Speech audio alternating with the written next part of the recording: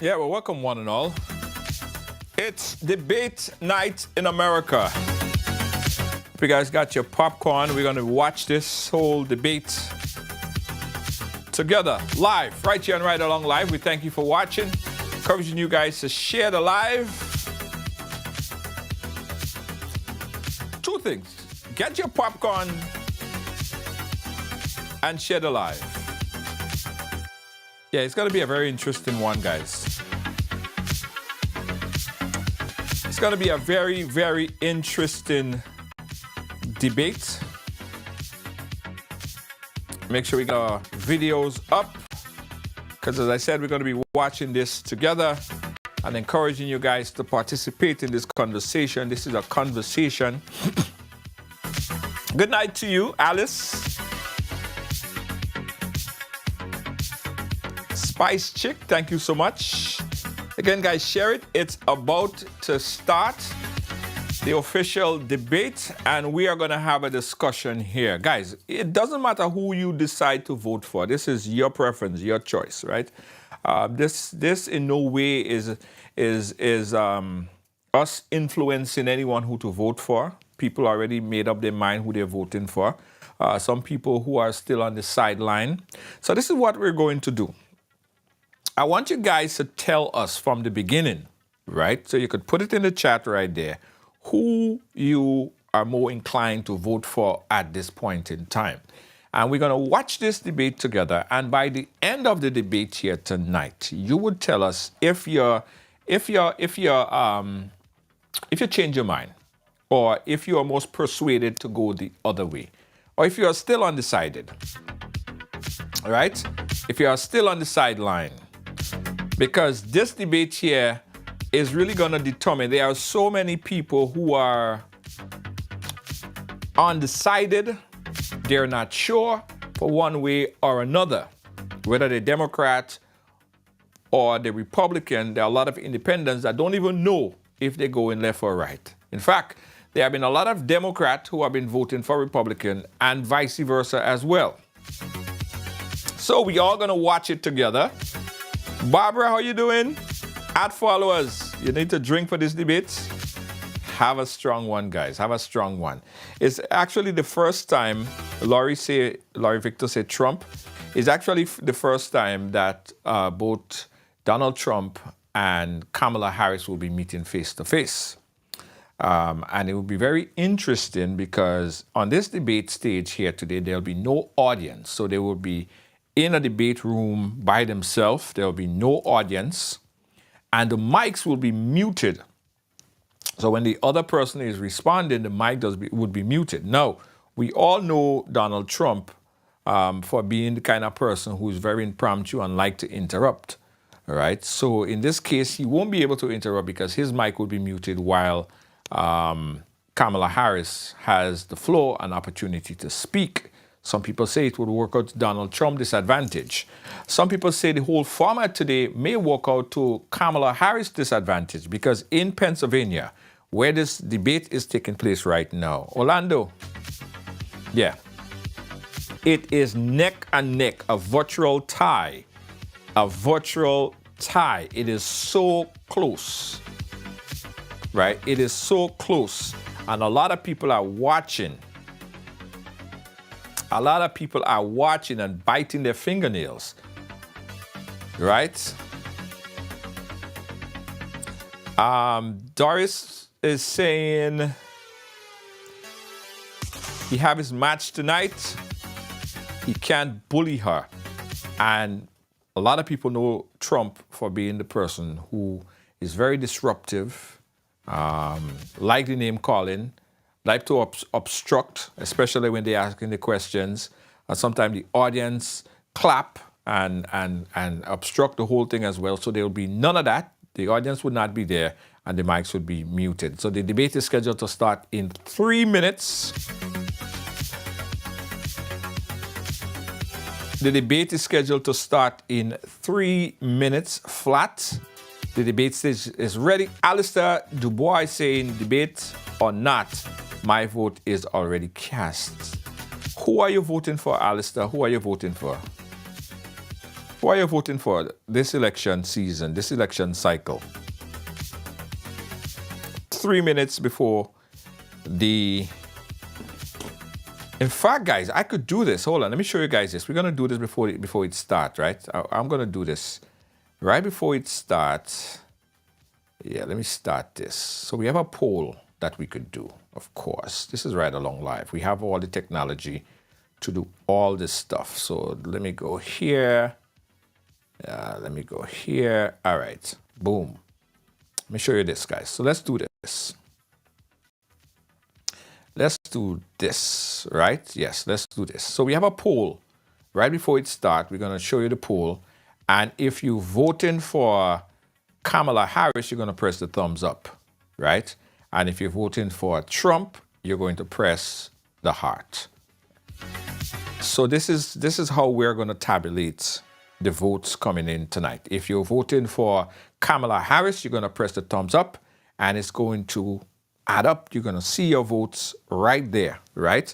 If you're voting for Trump, you're going to press the heart, and you will continue to do so, and also invite some of your friends to vote. So far, we're at 8-1 with a minute left to go, and we're going to come back to this periodically and show you guys where the tally is. Okay, we are almost there, guys, almost at the point where the debate is going to start. We are at 15 to 3 Kamala Harris, and we're going to be voting all through we're going to be voting all through the debate here today. All right, guys, so it's about the time. It's about a minute left. Add followers, everybody. Add followers. Get your friends in. Get your friends in so we could all watch this together. It's about that time. Not yet. So you could still vote. If you're voting for Kamala Harris, you're going to press that thumbs up. If you're voting for Trump, you're going to press that heart, and you're going to keep pressing it. It's just about the time before we go to the video.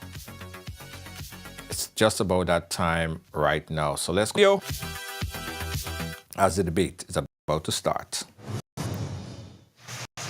Tonight, the high-stakes showdown here in Philadelphia between Vice President Kamala Harris and former President Donald Trump. Their first face-to-face meeting in this presidential election. And again, guys, we're watching it live. This is a debate watch event right here on Ride Along Live. If you want to get your family and friends to be a part of it, you're going to @followers, your family and friends, @followers, family and friends, so that they also could tune in right here on Ride Along Live and watch it. Let me look at the chat. Let me know if everything is sounding good, because we are about to start, and we also giving you an opportunity to vote. All right. If you're voting for Trump, you're going to press the thumbs up. If you're voting for Kamala Harris, you're going to press if you're voting for Kamala Harris, you're going to press the thumbs up. If you're voting for Trump, you're going to press the heart. And we are just about to start. If you're voting for Kamala Harris, you're going to press. All right, debate time. Here now. We are about to go in. We are about to go in. They're about to start debate stage. They're going to soon walk out on that stage. It's an empty crowd. It's an empty auditorium, and the mics again would be muted, so they would not have an opportunity to interrupt. A lot of people say that might work out to Trump's disadvantage because he don't have the opportunity to bully her. Kamala Harris, as they said, may not have as much experience on the debate stage. So people are saying, how is she going to react when she's attacked? A lot of people looking for that, because they're looking for, is she going to appear weak? You know what they say already. They're looking at if would Trump show up they're like a professional. So everything is at play, guys, and every single thing would be looked at today. People are looking at this debate through a fine-teeth comb. They are looking for all the nitty-gritty, the smile, the show of weakness, the show of strength. And Trump, of course, with his personality, he has the ability to try to come across as this overpowering kind of individual. If he do that, would he show positively for the undecided and especially women voters. Now, the block of voters, here they come now, guys. Let me see. Right, so they came in, meeting each other for the very first time, shaking hands. They look as if they know each other for a long time. Welcome to you both. And they're about to go. To have you. It's an honor to have you both here tonight. Good evening. We are looking forward to a spirited and thoughtful debate. So let's get started. I want to begin tonight with the issue that voters repeatedly say is their #1 issue, and that is the economy and the cost of living in this country. Vice President Harris, you and President Trump were elected 4 years ago, and your opponent on the stage here tonight often asks his supporters, are you better off than you were 4 years ago? When it comes to the economy, do you believe Americans are better off than they were 4 years ago? So I was raised as a middle-class kid. And I am actually the only person on this stage who has a plan that is about lifting up the middle class and working people of America. I believe in the ambition, the aspirations, the dreams of the American people.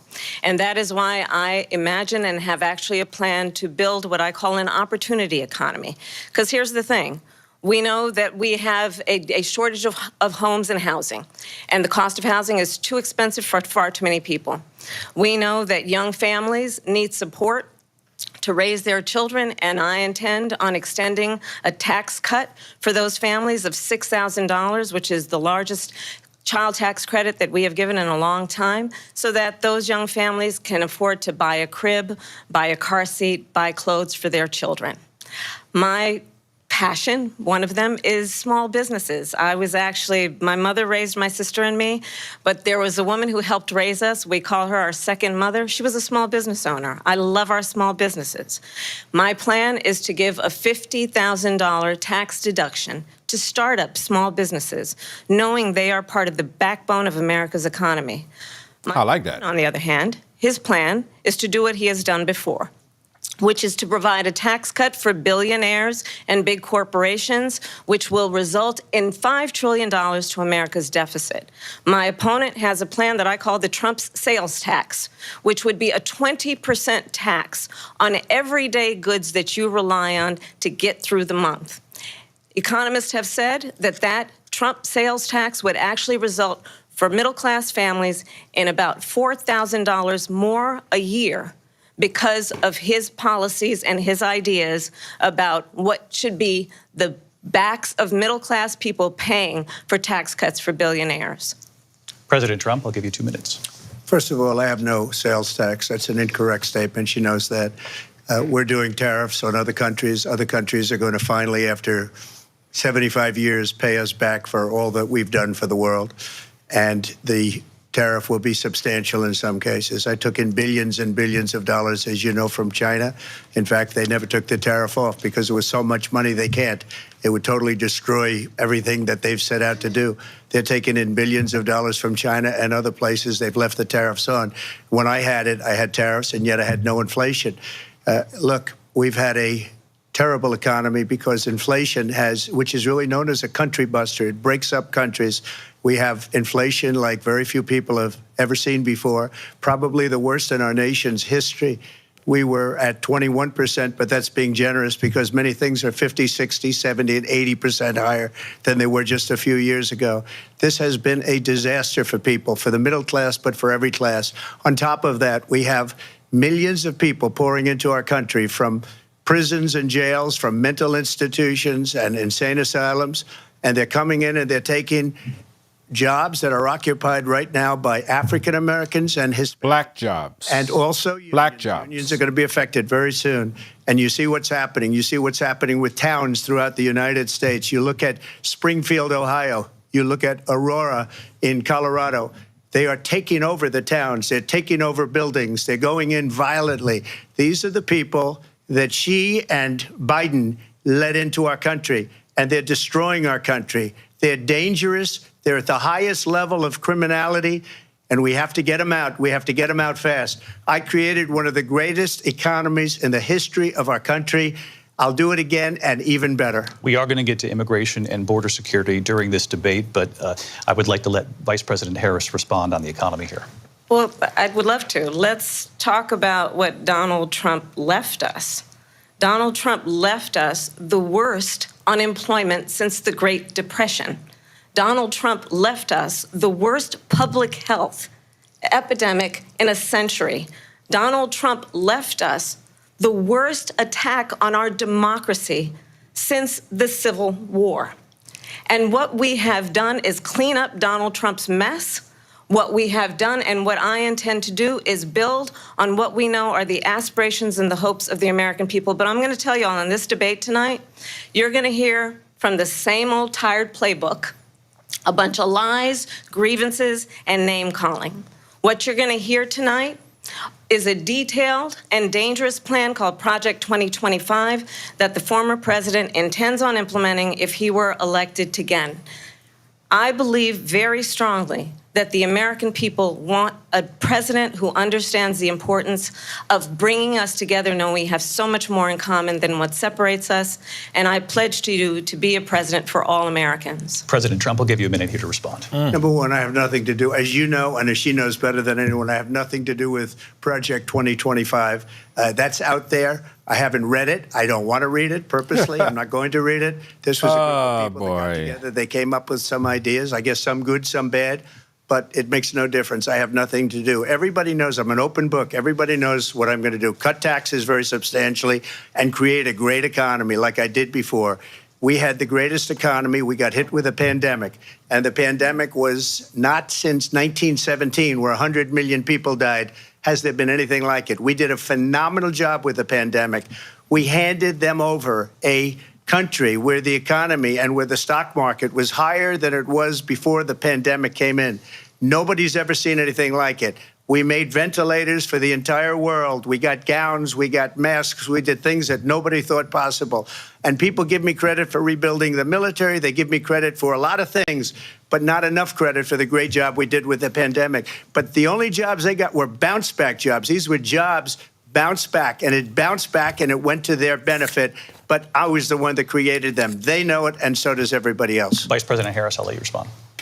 So Donald Trump has no plan for you. When you look at his economic plan, it's all tax breaks for the richest people.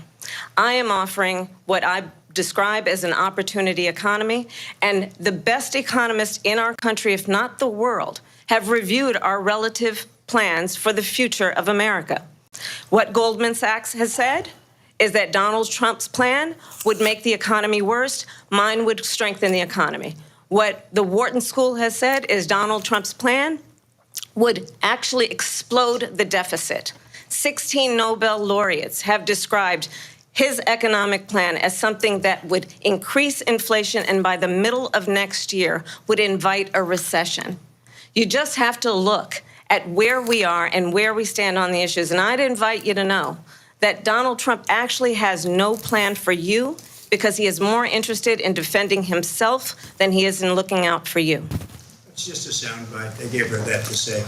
Look, I went to the Wharton School of Finance, and many of those professors, the top professors, think my plan is a brilliant plan. It's a great plan. It's a plan that's going to bring up our worth, our value as a country. It's going to make people want to be able to go and work and create jobs and create a lot of good, solid money for our country. And just to finish off, she doesn't have a plan. She copied Biden's plan, and it's like 4 sentences, like run, spot, run. 4 sentences that are just, oh, we'll try and lower taxes.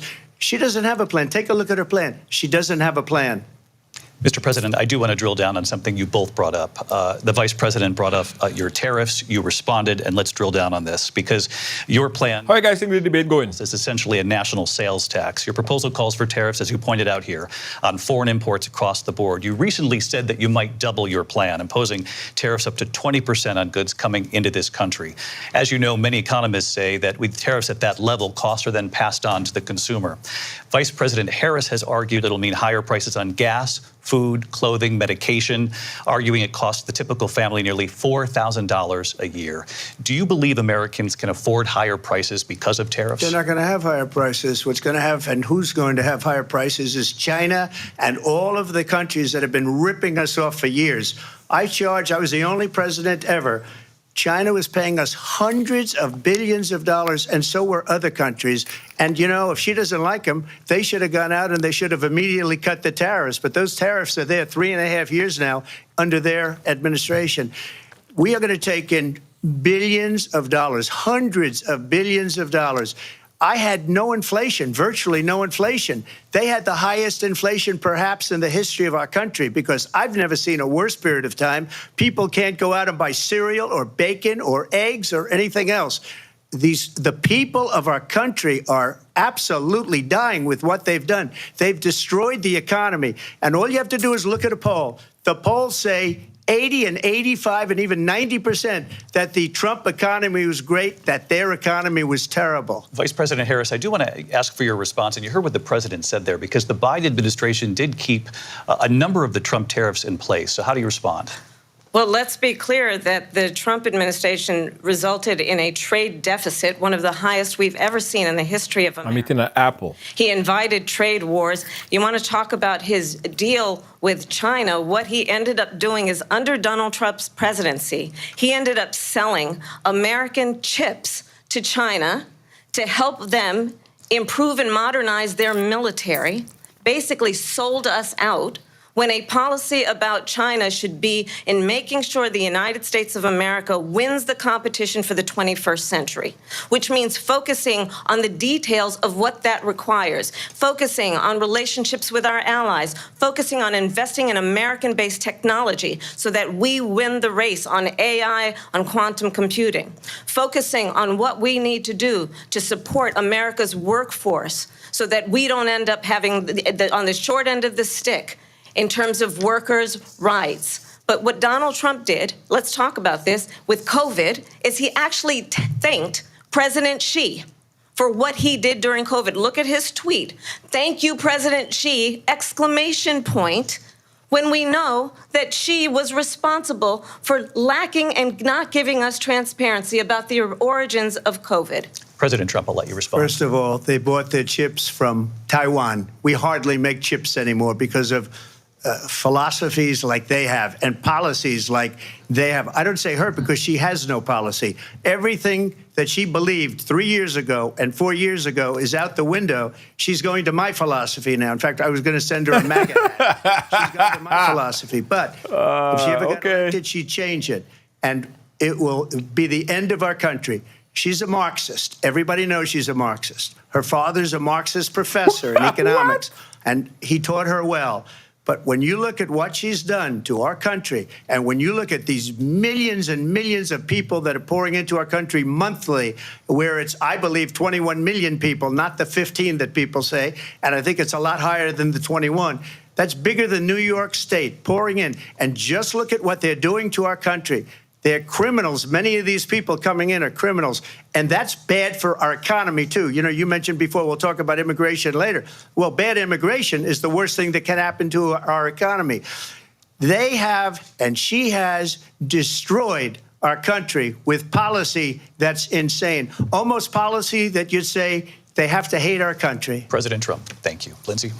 I want to turn to the issue of abortion. President Trump, you've often touted that you were able to kill Roe v. Wade. Last year, you said that you were proud to be the most pro-life president in American history. Then last month, you said that your administration would be great for women and their reproductive rights. In your home state of Florida, you surprised many with regard to your 6-week abortion ban, because you initially had said that it was too short. And you said, quote, I'm going to be voting that we need more than 6 weeks. But then the very next day, you reversed course and said you would vote to support the 6-week ban. Vice President Harris says that women shouldn't trust you on the issue of abortion because you've changed your position so many times. Therefore, why should they trust you? Well, the reason I'm doing that vote is because the plan is, as you know, the vote is, they have abortion in the 9th month. They even have, and you can look at the governor of West Virginia, the previous governor of West Virginia, not the current governor, who's doing an excellent job, but the governor before, he said the baby will be born and we will decide what to do with the baby. In other words, we'll execute the baby. And that's why I did that, because that predominates, because they're radical. The Democrats are radical in that. And her vice presidential pick, which I think was a horrible pick, by the way, for our country, because he is really out of it. But her vice presidential pick says abortion in the 9th month. is absolutely fine. He also says execution after birth. It's execution, no longer abortion, because the baby is born, is okay. And that's not okay with me, hence the vote. But what I did is something for 52 years. They've been trying to get Roe v. Wade into the states.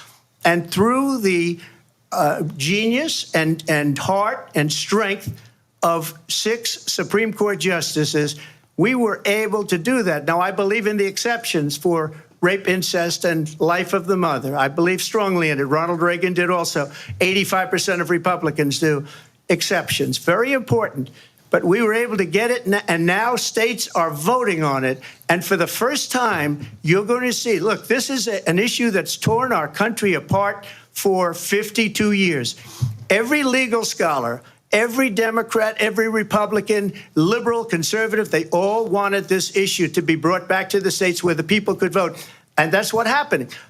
Now, Ohio, the vote was somewhat liberal. Kansas, the vote was somewhat liberal, much more liberal than people would have thought. But each individual state is voting. It's the vote of the people now. It's not tied up in the federal government. I did a great service in doing it. It took courage to do it. And the Supreme Court had great courage in doing it. And I give tremendous credit to those 6 justices. There is no state in this country where it is legal to kill a baby after it's born. Madam Vice President, I want to get your response to President Trump. Well, as I said, you're going to hear a bunch of lies. And Comedy that's not Central. actually a surprising fact. Let's understand how we got here. Donald Trump hand-selected 3 members of the United States Supreme Court with the intention that they would undo the protections of Roe v. Wade. And they did exactly as he intended. And now in over 20 states, there are Trump abortion bans, which make it criminal for a doctor or nurse to provide health care. In one state, it provides prison for life. Trump abortion bans that make no exception even for rape and incest, which understand what that means. A survivor of a crime, a violation to their body, does not have the right to make a decision about what happens to their body next. That is immoral.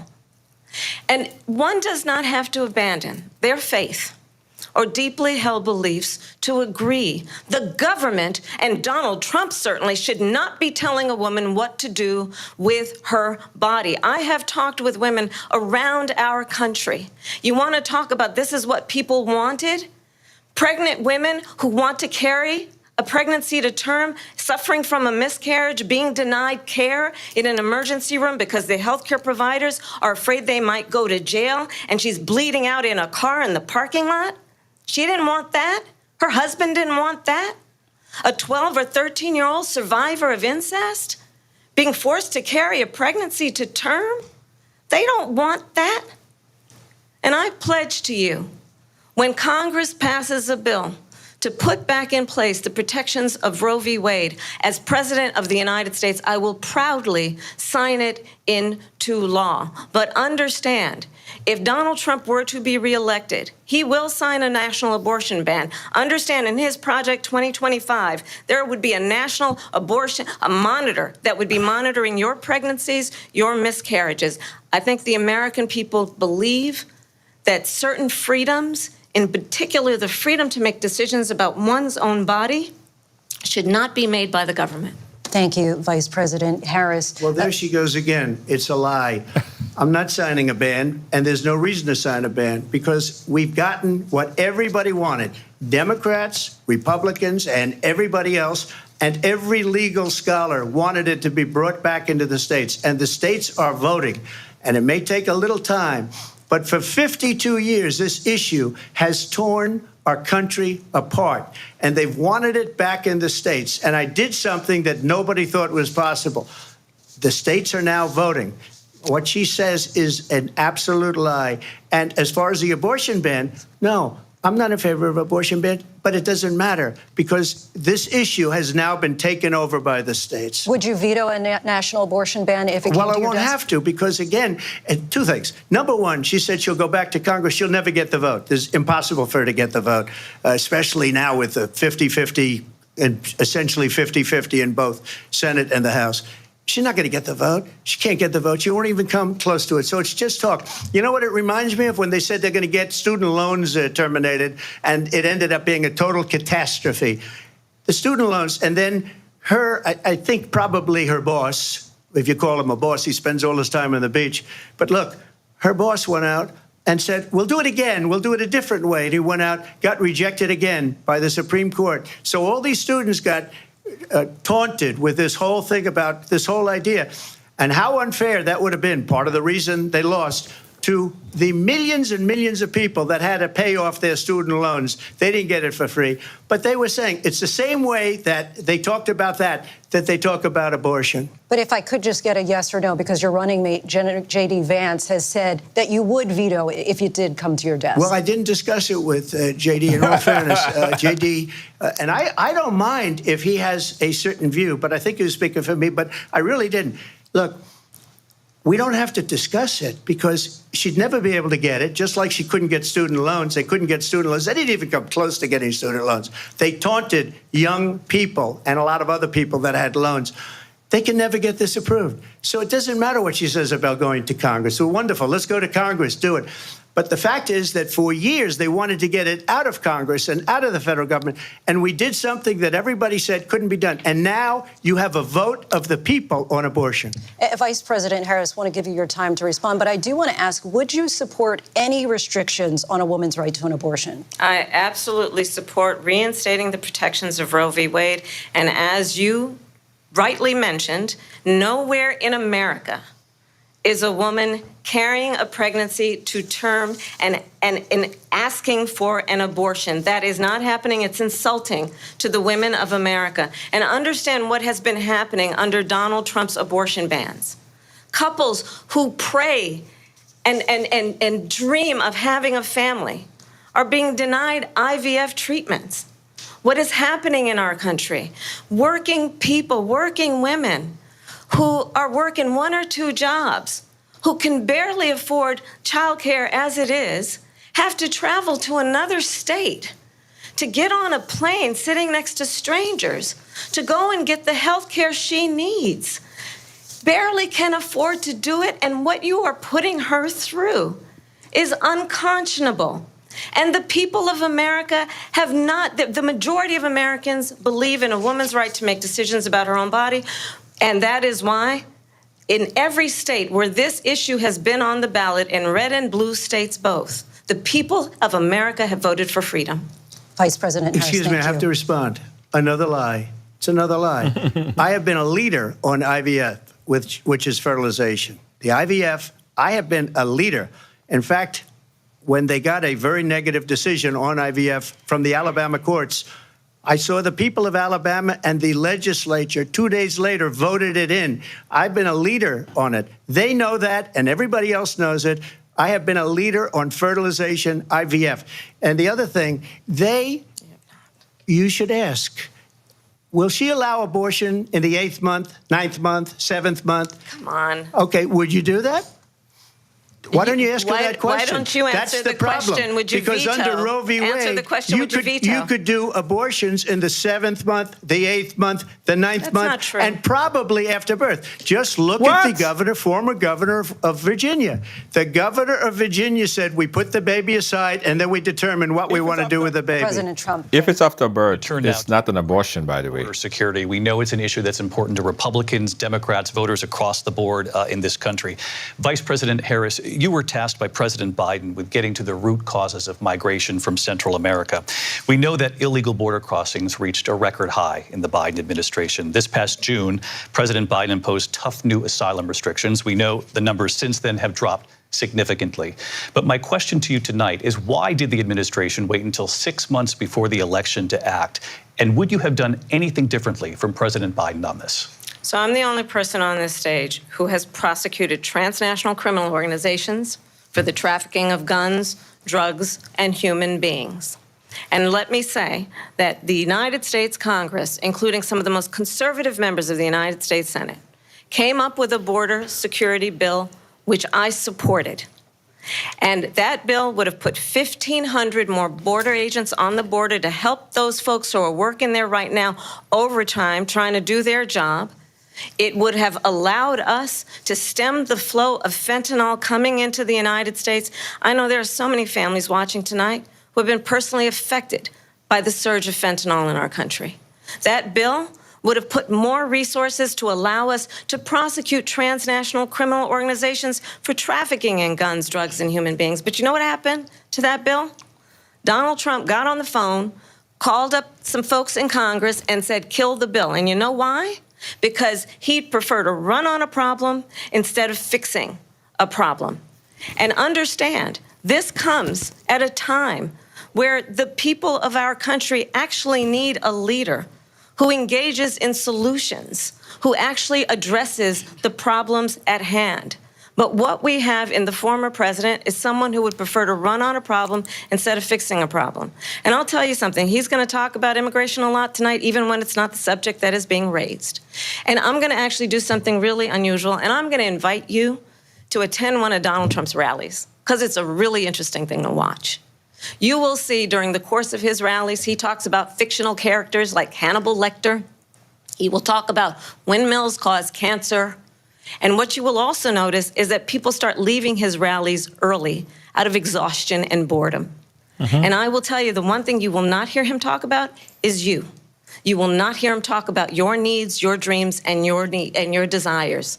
And I'll tell you, I believe you deserve a president who actually puts you first, and I pledge to you that I will. Vice President Harris, thank you. President Trump, on that point, I want to get your response. Well, I would like to respond. Let me just ask, though, why did you try to kill that bill, and successfully so? That would have put thousands of additional agents and officers on the border. First, let me respond as to the Please. rallies. She said people start leaving. People don't go to her rallies. There's no reason to go. And the people that do go, she's bussing them in and paying them to be there, and then showing them in a different light. So she can't talk about that. People don't leave my rallies. We have the biggest rallies, the most incredible rallies in the history of politics. That's because people want to take their country back. Our country is being lost. We're a failing nation. And it happened 3.5 years ago. And what's going on here, you're going to end up in World War III, just to go into another subject. What they have done to our country by allowing these millions and millions of people to come into our country, and look at what's happening to the towns all over the United States. And a lot of towns don't want to talk. It's not going to be Aurora or Springfield. A lot of towns don't want to talk about it because they're so embarrassed by it. In Springfield, they're eating the dogs, the people that came in. They're eating the cats. They're eating the pets of the people that live there. And this is what's happening in our country, and it's a shame. As far as rallies are concerned, as far as the reason they go is they like what I say. They want to bring our country back. They want to make America great again. It's a very simple phrase, make America great again. She's destroying this country, and if she becomes president, this country doesn't have a chance of success. Not only success, we'll end up being Venezuela on steroids. I just want to clarify. Comedy Central, by the way. Ohio, and ABC News did reach out to the city manager there. He told us there have been no credible reports of specific claims of pets being harmed, injured, or abused by individuals within the immigrant community. Well, I've seen people on television. Let me just say here, this is the people on television say my dog was taken, and You see people on television. maybe he said that, and maybe that's a good thing to say for a city manager. I'm not taking this from but television. The people I'm on taking it from television the city saying manager. their dog was eaten by Mute him. people that went there. Again, the Springfield city manager says there's no evidence of that. Vice President find Harris, out. I'll let you respond to the rest of what you've heard. You talk about extreme.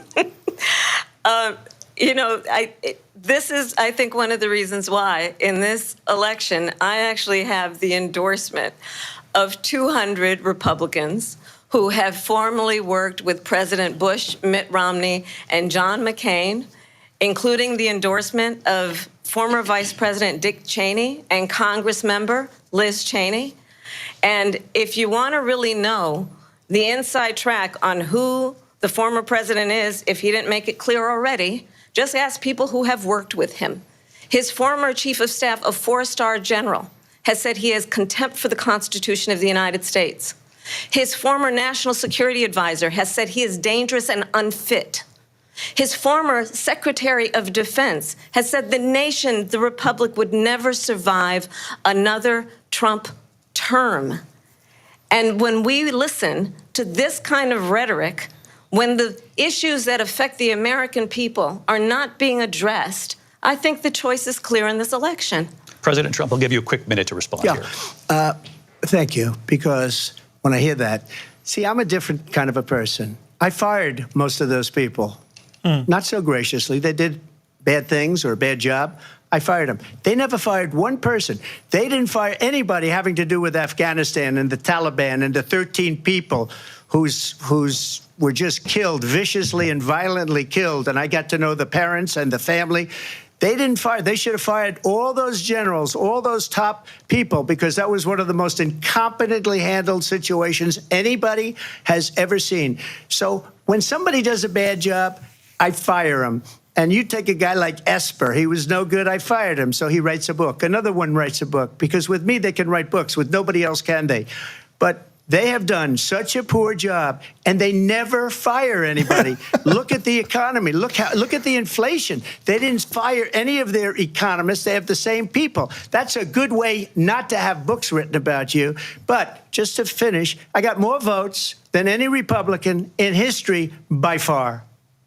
In fact, I got more votes than any president, sitting president in history by far. Let me continue on immigration. It was what you wanted to talk about earlier, so let's get back to your deportation proposal that the vice president has reacted to as well. President Trump, you call this the largest domestic deportation operation in the history of our country. You say you would use the National Guard. You say if things get out of control, you'd have no problem using the U.S. military. Police, yes. You also said you would use local police. How would you deport 11 million undocumented immigrants? I know you believe that number is much higher. Take us through this. What does this look like? Will authorities be going door to door in this country? Yeah, it is much higher because of them. They allowed criminals, many, many millions of criminals. They allowed terrorists. They allowed common street criminals. They allowed people to come in, drug dealers, to come into our country. And they're now in the United States and told by their countries like Venezuela, don't ever come back or we're going to kill you. Do you know that crime in Venezuela and crime in countries all over the world is way down? You know why? Because they've taken their criminals off the street and they've given them to her to put into our country. And this will be one of the greatest mistakes in history for them to allow. And I think they probably did it because they think they're going to get votes, but it's not worth it because they're destroying the fabric of our country by what they've done. There's never been anything done like this at all. They've destroyed the fabric of our country. Millions of people let in, and all over the world, crime is down all over the world except here. Crime here is up and through the roof. Despite their fraudulent statements that they made, crime in this country is through the roof. And we have a new form of crime. It's called migrant crime. And it's happening at levels that nobody thought possible. President Trump, as you know, the FBI says overall violent crime is actually coming down in this country. But Vice President Harris, the FBI they were defrauding statements. They didn't include the worst cities. They didn't include the cities with the worst crime. It was a fraud, just like their number of 818,000 jobs that they said they created turned out to be a fraud. President Trump, thank you. I'll let you respond, Vice President Harris. Well, I think this is so rich coming from someone who has been prosecuted for national security crimes, economic crimes, election interference, has been found liable for sexual assault, and his next big court appearance is in November at his own criminal sentencing. And let's be clear where each person stands on the issue of what is important about respect for the rule of law and respect for law enforcement. The former vice president called for defunding federal law enforcement, 45,000 agents, get this, on the day after he was arraigned on 34 felony counts. So let's talk about what is important in this race. It is important that we move forward, that we turn the page on this same old tired rhetoric and address the needs of the American people, address what we need to do about the housing shortage, which I have a plan for, address what we must do to support our small businesses, address bringing down the price of groceries. But frankly, the American people are exhausted with this same old tired playbook. Vice President Harris, thank you. Excuse me. Every one of those cases was started by them against their political opponent. And I'm winning most of them, and I will win the rest on appeal. Why didn't ask him the question? Just recently. Why didn't we ask him the question about the deportation of 11 million people? I know I'm cutting in, but that was a pertinent question that was not answered. Weaponized the Justice Department. Every one of those cases was involved with the DOJ, from Atlanta and Fani Willis to the Attorney General of New York and the DA in New York. Every one of those cases. And then they say, oh, he's a criminal. They're the ones that made them go after me. By the way, Joe Biden was found essentially guilty on the documents case. And what happened in my documents case? They said, oh, that's the toughest of them all. A complete and total victory. 2 months ago, it was thrown out. It's weaponization, and they used it, and it's never happened in this country. They used it to try and win an election. They're fake cases. President Trump, thank you. A really quick response here, Vice President Harris, on this notion of weaponization of the Justice Department. Well, let's talk about extreme and understand the context in which this election in 2024 is taking place. The United States Supreme Court recently ruled that the former president would essentially be immune from any misconduct if he were to enter the White House again. Understand, this is someone who has openly said he would terminate, I'm quoting, terminate the Constitution of the United States, that he would weaponize the Department of Justice against his political enemies.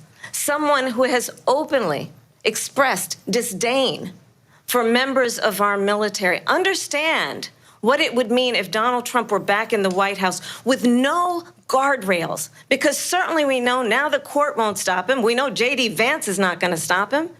It's up to the American people Vice President to stop Harris, him. Thank you. Lindsay? Vice President Harris, in your last run for president. This is the one that weaponized, not me. She weaponized. I probably took a bullet to the head because of the things that they say about me. They talk about democracy. I'm a threat to democracy. They're the threat to democracy with a fake Russia investigation that went nowhere. We have a lot to get to. Lindsay? Vice President Harris, in your last run for president, you said you wanted to ban fracking. Now you don't. You wanted mandatory government buyback programs for assault weapons. Now your campaign says you don't. You supported decriminalizing border crossings. Comedy Central, guys. Comedy Central. That your values have not changed. So then why have so many of your policy positions changed? So my values have not changed, and I'm going to discuss every one of at least every point that you've made. But in particular, let's talk about fracking, because we're here in Pennsylvania. I made that very clear in 2020.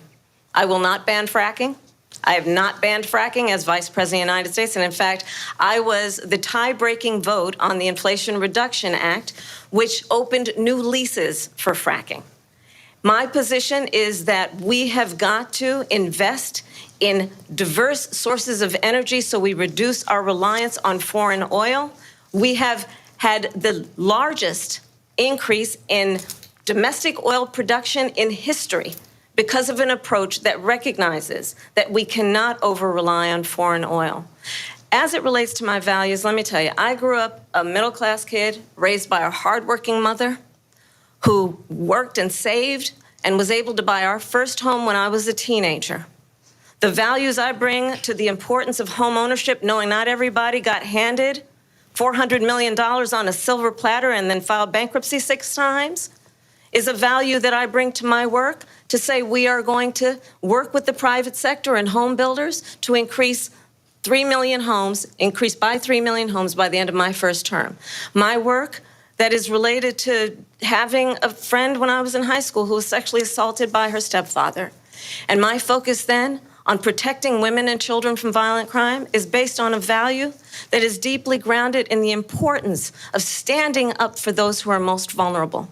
My work that is about protecting Social Security and Medicare is based on long-standing work that I have done, protecting seniors from scams.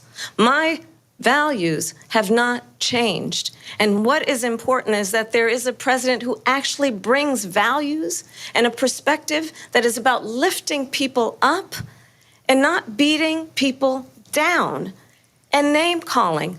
The true measure of the leader is the leader who actually understands the strength is not in beating people down, it's in lifting people up. I intend to be that president. President Trump, your Well, response? first of all, I wasn't given $400 million. I wish I was. My father was a Brooklyn builder, Brooklyn, Queens, and a great father, and I learned a lot from him. But I was given a fraction of that, a tiny fraction, and I built it into many, many billions of dollars, many, many billions. And when people see it, they are even surprised. So we don't have to talk about that. Fracking, she's been against it for 12 years. Defund the police, she's been against that forever. She gave all that stuff up very wrongly, very horribly, and everybody's laughing at it, okay? They're all laughing at it. She gave up at least 12 and probably 14 or 15 different policies. Like, she was big on defund the police. In Minnesota, she went out, wait a minute, I'm talking now, if you don't mind, please. Does that sound familiar? She went out in Minnesota and wanted to let criminals that killed people, that burned down Minneapolis, she went out and raised money to get them out of jail. She did things that nobody would ever think of. Now she wants to do transgender operations on illegal aliens that are in prison. This is a radical left liberal that would do this. She wants to confiscate your guns, and she will never allow fracking in Pennsylvania. If she won the election, fracking in Pennsylvania will end on day one. Just to finish, one thing so important in my opinion. So I got the oil business going like nobody has ever done before. When they took over, they got rid of it, started getting rid of it, and the prices were going up the roof. They immediately let these guys go to where they were. I would have been 5 times, 4 times, 5 times higher, because you're talking about 3.5 years ago. They got it up to where I was because they had no choice, because the prices of energy were quadrupling and doubling. You saw what happened to gasoline. So they said, let's go back to Trump. But if she won the election, the day after that election, they'll go back to destroying our country, and oil will be dead, fossil fuel will be dead, we'll go back to windmills, and we'll go back to solar, where they need a whole desert to get some energy to come out of it. You ever see a solar plant? By the way, I'm a big fan of solar, but they take 400, 500 acres of desert President soil. Trump, we have a These lot are of not good issues. things. Yeah, they're allowing Trump to go on Lindsay, thank you. We have and on in just 50 seconds. and on. And I want to talk about the peaceful transfer of power, which, of course, we all know is a cornerstone of our democracy, and the role of a president in a moment of crisis. Mr. President, on January 6th, you told your supporters to march to the Capitol. You said you would be right there with them. The country and the world saw what played out at the Capitol that day, the officers coming under attack. Aides in the West Wing say you watched it unfold on television off the Oval Office. You did send out tweets, but it was more than 2 hours before you sent out that video message telling your supporters to go home. Is there anything you regret about what you did on that day? You just said a thing that isn't covered. Peacefully and patriotically, I said during my speech, not later on. Peacefully and patriotically. And nobody on the other side was killed. Ashley Babbitt was shot by an out-of-control police officer that should have never, ever shot her. It's a disgrace. But we didn't do this group of people that have been treated so badly. I ask, what about all the people that are pouring into our country and killing people that she allowed to pour in? She was the border czar. Remember that. She was the border czar. She is Transfer of power. by the border. In fact, she said at the beginning, oh, I'm surprised you're not talking about the border yet. That's because she knows what a bad job they've done. What about those people? When are they going to be prosecuted? When are these people from countries all over the world, not just South America? They're coming in from all over the world, David, all over the world. And crime rates are down all over the world because of it. But let me just when ask are those, David, when are those people going to be prosecuted? When are they I have a mute on my device. prosecuted? But how come they don't have a? How come their When mute did don't Seattle, work? They took over a big percentage of the city of Seattle. When are those people going to be prosecuted? But let me just ask You might ask her that question. You were the president. You were watching it unfold on television. It's a very simple question as we move forward toward another election. Is there anything you regret about what you did on that day? Yes or no? I had nothing to do with that other than they asked me to make a speech. I showed up for a speech. I said, I think it's going to be big. I went to Nancy Pelosi and the mayor of Washington, D.C., and the mayor put it back in writing, as you know. I said, you know, this is going to be a very big rally or whatever you want to call it. And again, it wasn't done by me. It was done by others. I said, I'd like to give you 10,000 National Guard or soldiers They rejected me. Nancy Pelosi rejected me. It was just 2 weeks ago. Her daughter has a tape of her saying, That's a lie, by the way. responsible. That's a lie, by the way. Get rid of that tape. All right? That's a lie, by the way. If Nancy Pelosi and the mayor of Washington did their jobs, I wasn't responsible for security. Nancy Pelosi was responsible. She didn't do her job. The question was about you as president, not about former Speaker Pelosi, but I do want Vice President Harris to respond here. I was at the Capitol on January 6th. I was the vice president-elect. I was also an acting senator. I was there. And on that day, the President of the United States incited a violent mob to attack our nation's capital, to desecrate our nation's capital. On that day, 140 law enforcement officers were injured, and some died.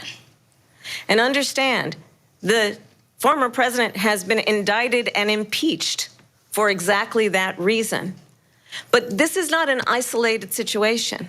Let's remember Charlottesville, where there was a mob of people carrying tiki torches, spewing anti-Semitic hate.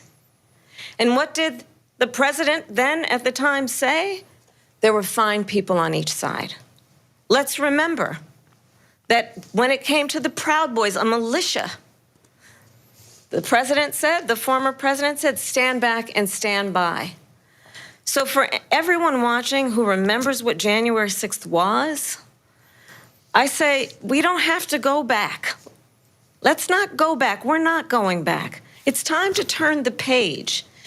And if that was a bridge too far for you, well, there is a place in our campaign for you to stand for country, to stand for our democracy, to stand for rule of law, and to end the chaos, and to end the approach that is about attacking the foundations of our democracy because you don't like the outcome. And be clear on that point. Donald Trump, the candidate, has said in this election there will be a bloodbath if this and the outcome of this election is not to his liking. Let's turn the page on this. Let's not go back. Let's chart a course for the future and not go backwards to the past. Let me just follow up here. It was a different term, and it was a term that related to energy because they have destroyed our energy business. That was where bloodbath was. Also, on Charlottesville, that story has been, as you would say, debunked. Laura Ingraham, Sean Hannity, Jesse, all of these people, they covered it. If they go an extra sentence, they will see it was perfect. It was debunked in almost every newspaper, but they still bring it up, just like they bring 2025 up. They bring all of this stuff up. I ask you this. You talk about the Capitol. Why are we allowing these millions of people to come through on the southern border? How come she's not doing anything? And I'll tell you what I would do, and I would be very proud to do it. I would say we would both leave this debate right now. I'd like to see her go down to Washington, D.C. during this debate because we're wasting a lot of time. Go down to, because she's been so bad, it's so ridiculous. Go down to Washington, D.C. and let her sign a bill to close up the border because they have the right to do it. They don't need bills. They have the right to do it. The President of the United States, you'll get him out of bed. You'll wake him up at 4 o'clock in the afternoon. Right. You'll say, come on down to the office. Let's sign a bill. If he signs a bill that the border is closed, all he has to do is say it to the Border Patrol, who are phenomenal. If they do that, the border is closed. Mr. Those President, people are killing many people, unlike J6. We talked immigration here tonight. I do want to focus on this next issue to both of you because it really brings us this into focus, truth in these times that we're living in. Mr. President, for 3.5 years after you lost the 2020 election, you repeatedly falsely claimed that you won, many times saying you won in a landslide. In the past couple of weeks leading up to this debate, you have said, quote, you lost by a whisker, that you, quote, didn't quite make it, that you came up a little bit short. I said that? Are you now acknowledging that you lost in 2020? No, I don't acknowledge that at all. But I said that sarcastically. You know that. It was said, oh, we lost by a whisker. That was said sarcastically. Look, there's so much proof. All you have to do is look at it. And they should have sent it back to the legislatures for approval. I got almost 75 million votes, the most votes any sitting president has ever gotten. I was told if I got 63, which was what I got in 2016, you can't be beaten.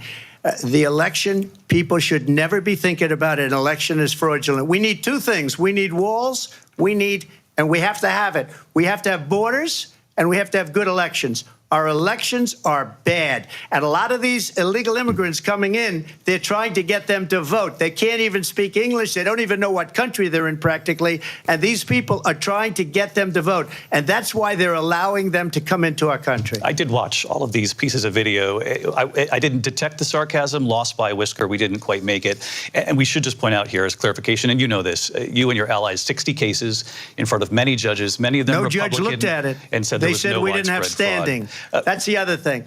They said we didn't have standing, a technicality. Can you imagine a system where a person in an election doesn't have standing? The president of the United States doesn't have standing. That's how we lost.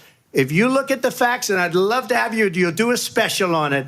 I'll show you Georgia, and I'll show you imagine a system and I'll show where you a person and I'll show you. We have so many facts and statistics, but you know what? That doesn't matter because we have to solve the problem that we have right now. That's old news. And the problem that we have right now is we have a nation in decline, and they have put it into decline. We have a nation that is dying, David. Mr. President, thank you. Vice President Harris, you heard the president there tonight. He said he didn't say that he lost by a whisker. So he still believes he did not lose the election that was won by President Biden and yourself. But I do want to ask you about something that's come up in the last couple of days. This was a post from President Trump about this upcoming election just weeks away. He said, when I win, those people who cheated, and then he lists donors, voters, election officials, he says will be prosecuted to the fullest extent of the law, which will include long-term prison sentences.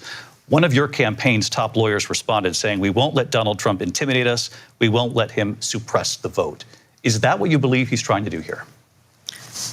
Donald Trump was fired by 81 million people.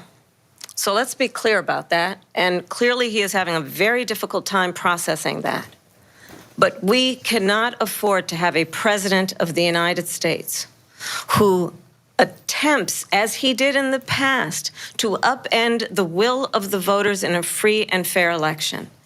And I'm going to tell you that I have traveled the world as Vice President of the United States, and world leaders are laughing at Donald Trump. I have talked with military leaders, some of whom worked with you, and they say you're a disgrace. And when you then talk in this way in a presidential debate and deny what over and over again are court cases you have lost because you did, in fact, lose that election, it leads one to believe that perhaps You're a psychopath. Sorry, that just came out. to my right, the temperament or the That just came out ability to not be automatically. confused about fact. That's deeply troubling, and the American people deserve better. I'll give you 1 minute to respond, Mr. President. Let me just say about world leaders. Viktor Orban, one of the most respected men, they call him a strong man. He's a tough person, smart. Prime Minister of Hungary. They said, why is the whole world blowing up? 3 years ago it wasn't. Why is it blowing up? He said, because you need Trump back as president. They were afraid of him. China was afraid, and I don't like to use the word afraid, but I'm just quoting him. China was afraid of him.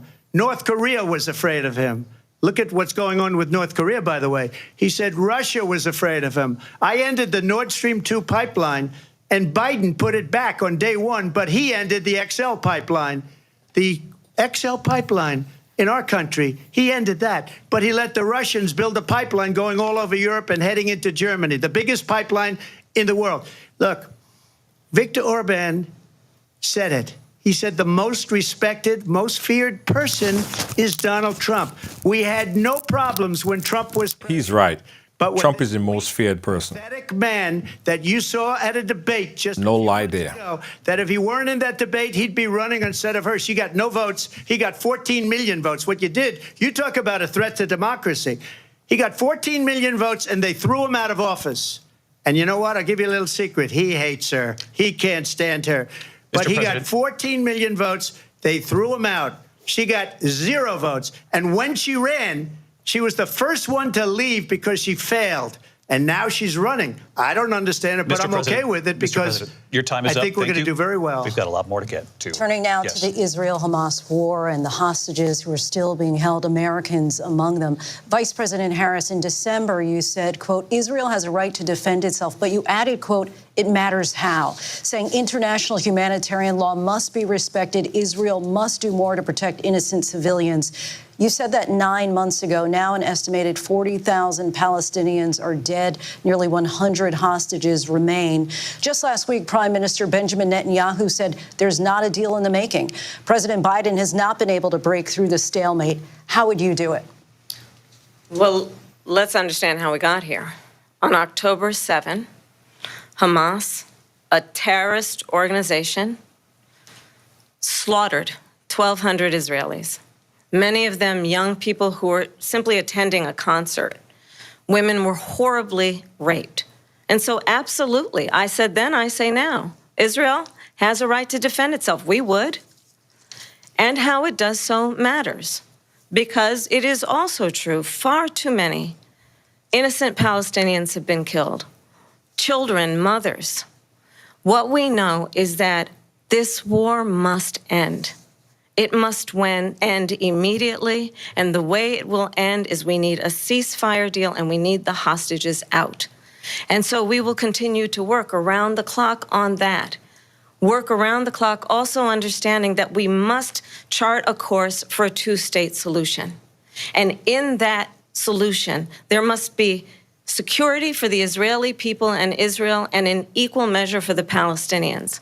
But the one thing I will assure you always, I will always give Israel the ability to defend itself, in particular as it relates to Iran and any threat that Iran and its proxies pose to Israel. But we must have a two-state solution where we can rebuild Gaza, where the Palestinians have security, self-determination, and the dignity they so rightly deserve. President Trump, how would you negotiate with Netanyahu and also Hamas in order to get the hostages out and prevent the killing of more innocent civilians in Gaza? If I were president, it would have never started.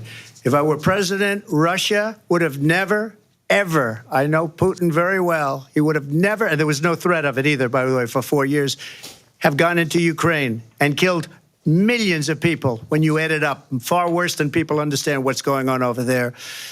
But when she mentions about Israel, all of a sudden, she hates Israel. She wouldn't even meet with Netanyahu when he went to Congress to make a very important speech. She refused to be there because she was at a sorority party of hers. She wanted to go to the sorority party. She hates Israel. If she's president, I believe that Israel will not exist within 2 years from now. And I've been pretty good at predictions, and I hope I'm wrong about that one. She hates Israel. At the same time, in her own way, she hates the Arab population because the whole place is going to get blown up. Arabs, Jewish people, Israel will be gone. It would have never happened. Iran was broke under Donald Trump. Now Iran has $300 billion because they took off all the sanctions that I had. Iran had no money for Hamas or Hezbollah or any of the 28 different spheres of terror, and they are spheres of terror, horrible terror. They had no money. It was a big story, and you know it. You covered it very well, actually. They had no money for terror. They were broke. Now they're a rich nation, and now what they're doing is they're spreading that money around. Look at what's happening with the Houthis and Yemen. Look at what's going on in the Middle East. This would have never happened. I will get that settled and fast, and I'll get the war with Ukraine and Russia ended.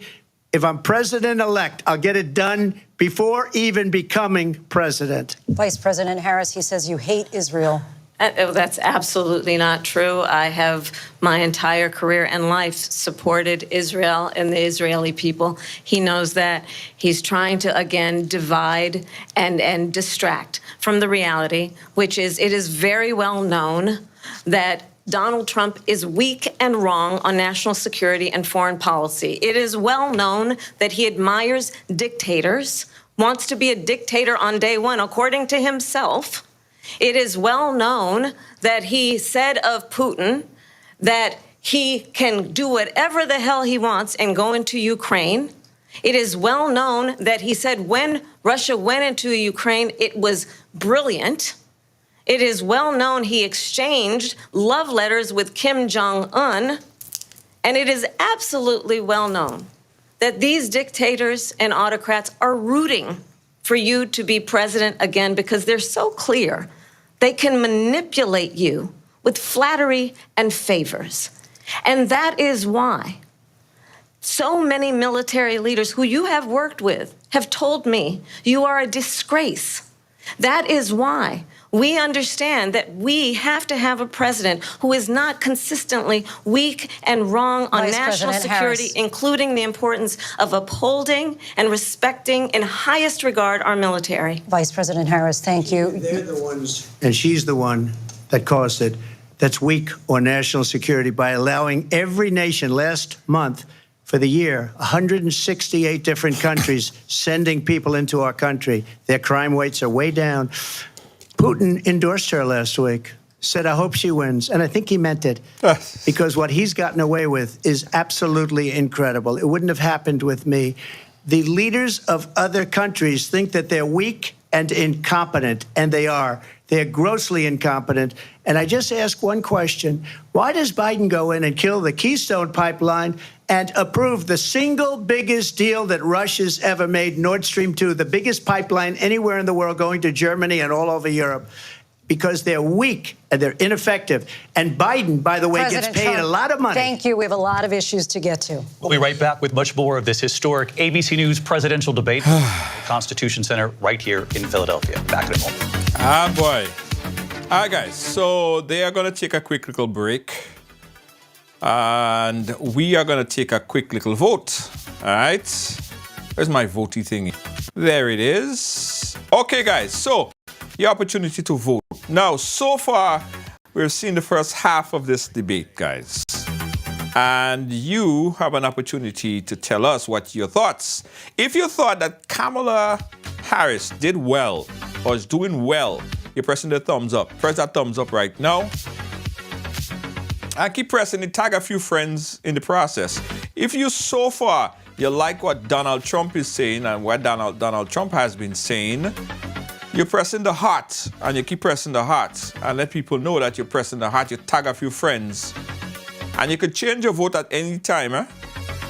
So we're going Kamala Harris is the thumbs up, and Donald Trump, the heart. 60 to 15, 60 to 15, 60 to 67 to 16. Tag a friend, guys. Tag a few friends. Tag a few friends. Let them know. Let them come in and vote, because you heard. And you are hearing.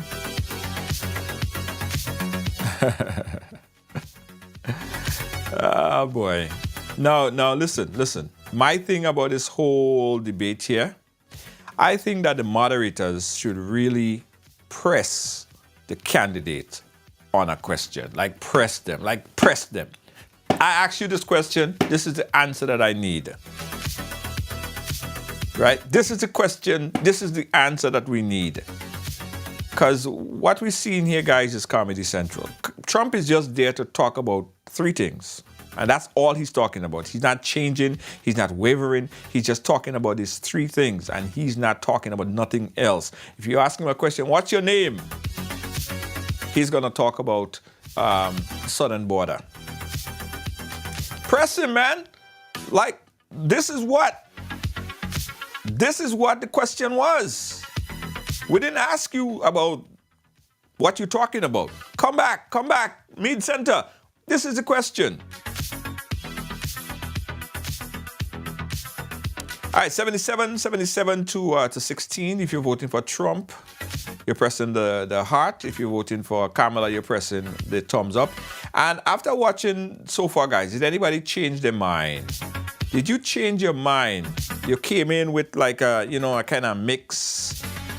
You kind of came in, you're not really sure, and right now you feel either way. Tell us. If you came in support of Trump and now you're more looking at Kamala, if you came in support of Kamala and you're now looking at Trump, tell us, type it in. I want to read your post. Let me know if you change your decision after what you saw so far. Yeah, it's debate night in America. One of these two here is going to be President of the United States. One of the two. Is it going to be Kamala Harris or is it going to be Donald Trump? And your vote could make a whole lot of a difference. 81-16, 81-16, and they're still on commercial break. 81-16, and you could keep pressing it. Just keep pressing it. Just keep pressing it. Keep pressing it. Keep pressing it. If you're voting for Trump, you are pressing the heart. That emoji right there. And if you're voting for Kamala, you're pressing the thumbs up. Right? All right, so what you guys are saying, he is not a debater. Okay, Nolan.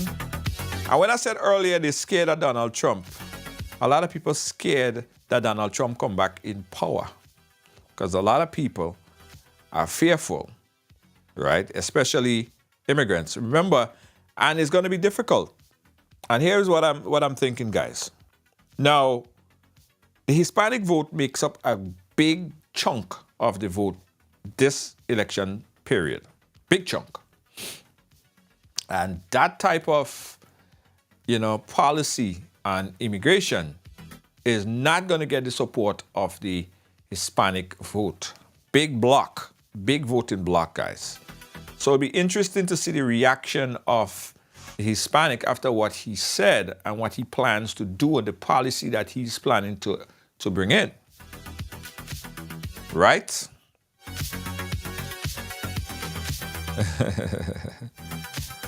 So let us know. Okay, so someone on YouTube, Dennis on YouTube saying that I'm a strong voter for Kamala. Anyone came in there and they're changing their mind? Okay, back. We gotta go back. Defend Ukraine from Russia, from Vladimir Putin, to defend their sovereignty, their democracy, that it's in America's best interest to do so, arguing that if Putin wins, he may be emboldened to move even further into other countries. You have said you would solve this war in 24 hours. You said so just before the break tonight. How exactly would you do that? And I want to ask you a very simple question tonight. Do you want Ukraine to win this war? I want the war to stop. I want to save lives that are being uselessly, people being killed by the millions. It's the millions. It's so much worse than the numbers that you're getting, which are fake numbers. Look, we're in for $250 billion or more because they don't ask Europe, which is a much bigger beneficiary to getting this thing done than we are. They're in for $150 billion less because Biden and you don't have the courage to ask Europe like I did with NATO. They paid billions and billions, hundreds of billions of dollars when I said, either you pay up or we're not going to protect you anymore. So that's maybe one of the reasons they don't like me as much as they like weak people. But you take a look at what's happening. We're in for 250 to 275 billion. They're into 100 to 150. They should be forced to equalize. With that being said, I want to get the war settled. I know Zelensky very well, and I know Putin very well. I have a good relationship, and they respect your president, okay? They respect me. They don't respect Biden. How would you respect him? Why? For what reason? He hasn't even made a phone call in 2 years to Putin, hasn't spoken to anybody. They don't even try and get it. That is a war that's dying to be settled. I will get it settled before I even become president. If I win, when I'm president-elect, and what I'll do is I'll speak to one, I'll speak to the other, I'll get them together. That war would have never happened. And in fact, when I saw Putin after I left, unfortunately left because our country has gone to hell. But after I left, when I saw him building up soldiers, he did it after I left, I said, oh, he must be negotiating. It must be a good, strong point of negotiation. Well, it wasn't, because Biden had no idea how to talk to him. He had no idea how to stop it. And now you have millions of people dead, and it's only getting worse, and it could lead to World War III. Don't kid yourself, David. We're playing with World War III, and we have a president that we don't even know if he's... Where is our president? We don't even know if he's a president. And just to clarify they here... They threw him out of a campaign like a dog. We don't even know. Is he our president? But we have a president, Mr. President, that doesn't know he's alive. Your time is up. Just to clarify in the question, Do you believe it's in the U.S. best interests for Ukraine to win this war, yes or no? I think it's the U.S. best interest to get this war finished and just get it done. All right. Negotiate a deal, because we have to stop all of these human lives from being destroyed. I want to take this to Vice President Harris. I want to get your thoughts on support for Ukraine in this moment, but also as Commander-in-Chief, if elected, how would you deal with Vladimir Putin, and would it be any different from what we're seeing from President Biden?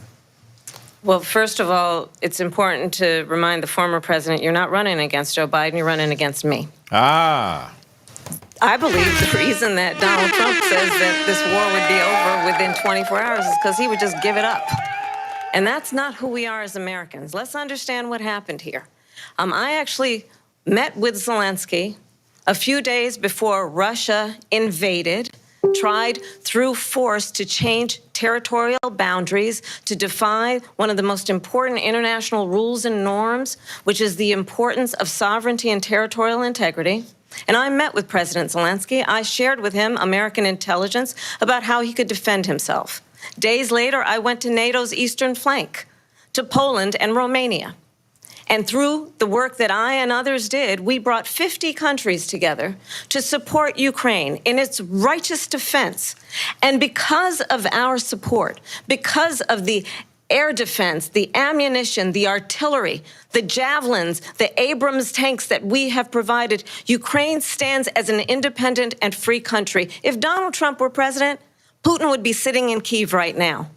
And understand what that would mean, because Putin's agenda is not just about Ukraine.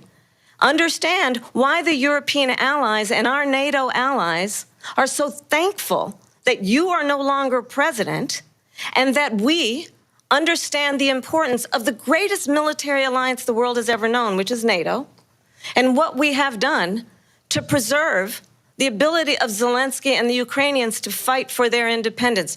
Otherwise, Putin would be sitting in Kyiv with his eyes on the rest of Europe, starting with Poland. And why don't you tell the 800,000 Polish Americans right here in Pennsylvania how quickly you would give up for the sake of favor and what you think is a friendship with what is known to be a dictator who would eat you for lunch. Vice President Harris, thank you. We've heard from both of you on Ukraine tonight. Afghanistan came up in the last hour. I wanted her to respond to something you said earlier, and I'll give you a minute here. Putin would be sitting in Moscow, and he wouldn't have lost 300,000 men and women, but he would have been sitting in Moscow. Quiet, please. He would have been sitting in Moscow much happier than he is right now. But eventually, you know, he's got a thing that other people don't have. He's got nuclear weapons. They don't ever talk about that. He's got nuclear weapons. Nobody ever thinks about that. And eventually, maybe he'll use them, and maybe he hasn't been that threatening. But he does have that, something we don't even like to talk about. Nobody likes to talk about it. But just so you understand, they sent her to negotiate peace before this war started. 3 days later, he went in and he started the war because everything they said was weak and stupid. They said the wrong things. That war should have never started. She was the emissary. They sent her in to negotiate with Zelensky and Putin, and she did. And the war started 3 days later. And that's the kind of talent we have with her. She's worse than Biden. In my opinion, I think he's the worst president in the history of our country. She goes down as the worst vice president in the history of our country. But let me tell you something. She is a horrible negotiator. They sent her in to negotiate. As soon as they left, Putin did the invasion. President Trump, thank you. You did bring up something. You said she went to negotiate with Vladimir Putin. Vice President Harris, have you ever met Vladimir Putin? Can you clarify tonight? Yet again, I said it at the beginning of this debate, you're going to hear a bunch of lies coming from this fellow. And that is another one. When I went to meet with President Zelensky, I've now met with him over 5 times. The reality is it has been about standing as America always should, as a leader upholding international rules and norms, as a leader who shows strength, understanding that the alliances we have around the world are dependent on our ability to look out for our friends and not favor our enemies because you adore strongmen instead of caring about democracy. And that is very much what is at stake here. The President of the United States is commander-in-chief. And the American people have a right to rely on a president who understands the significance of America's role and responsibility in terms of ensuring that there is stability and ensuring we stand up for our principles and not sell them for the benefit of personal flattery. We've talked about Ukraine and Vladimir Putin. I do want to talk about Afghanistan. It came up in the first hour of this debate. I want to move on to Afghanistan. Stoltenberg said Trump did the most amazing thing I've ever seen. He got these countries, the 28 countries at the time, to pay up. He said, I've never seen. He's the head of NATO. He said, I've never seen. For years, we were paying almost all of NATO. We were being ripped off by European nations, both on trade and on NATO.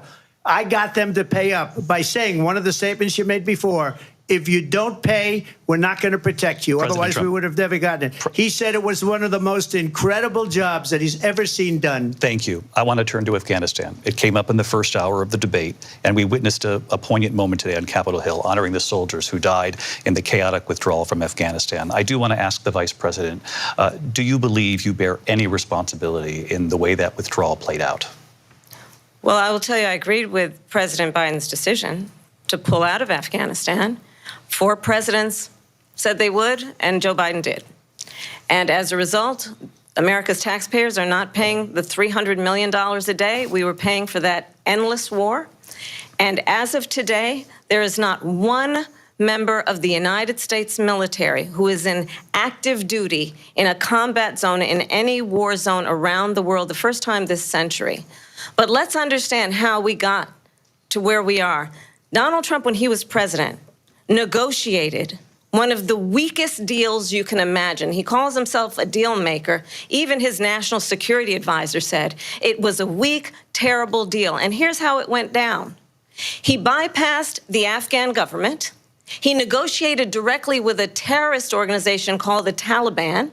The negotiation involved the Taliban getting 5,000 Taliban terrorists released. And get this, and the president at the time invited the Taliban to Camp David, a place of storied significance for us as Americans, a place where we honor the importance of American diplomacy, where we invite and receive respected world leaders.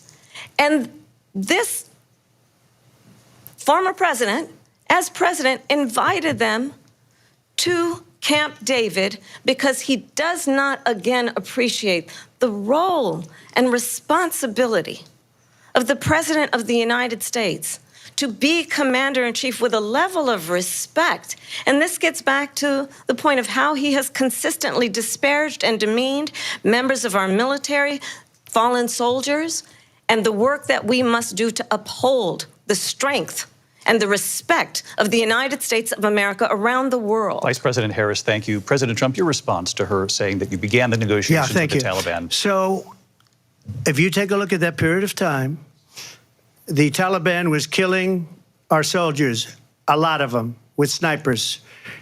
And I got involved with the Taliban because the Taliban was doing the killing. That's the fighting force within Afghanistan. They don't bother doing that because, you know, they deal with the wrong people all the time. But I got involved. And Abdul is the head of the Taliban. He is still the head of the Taliban. And I told Abdul, don't do it anymore. You do it anymore, you're going to have problems. And he said, why do you send me a picture of my house? I said, you're going to have to figure that out, Abdul. And for 18 months, we had nobody killed.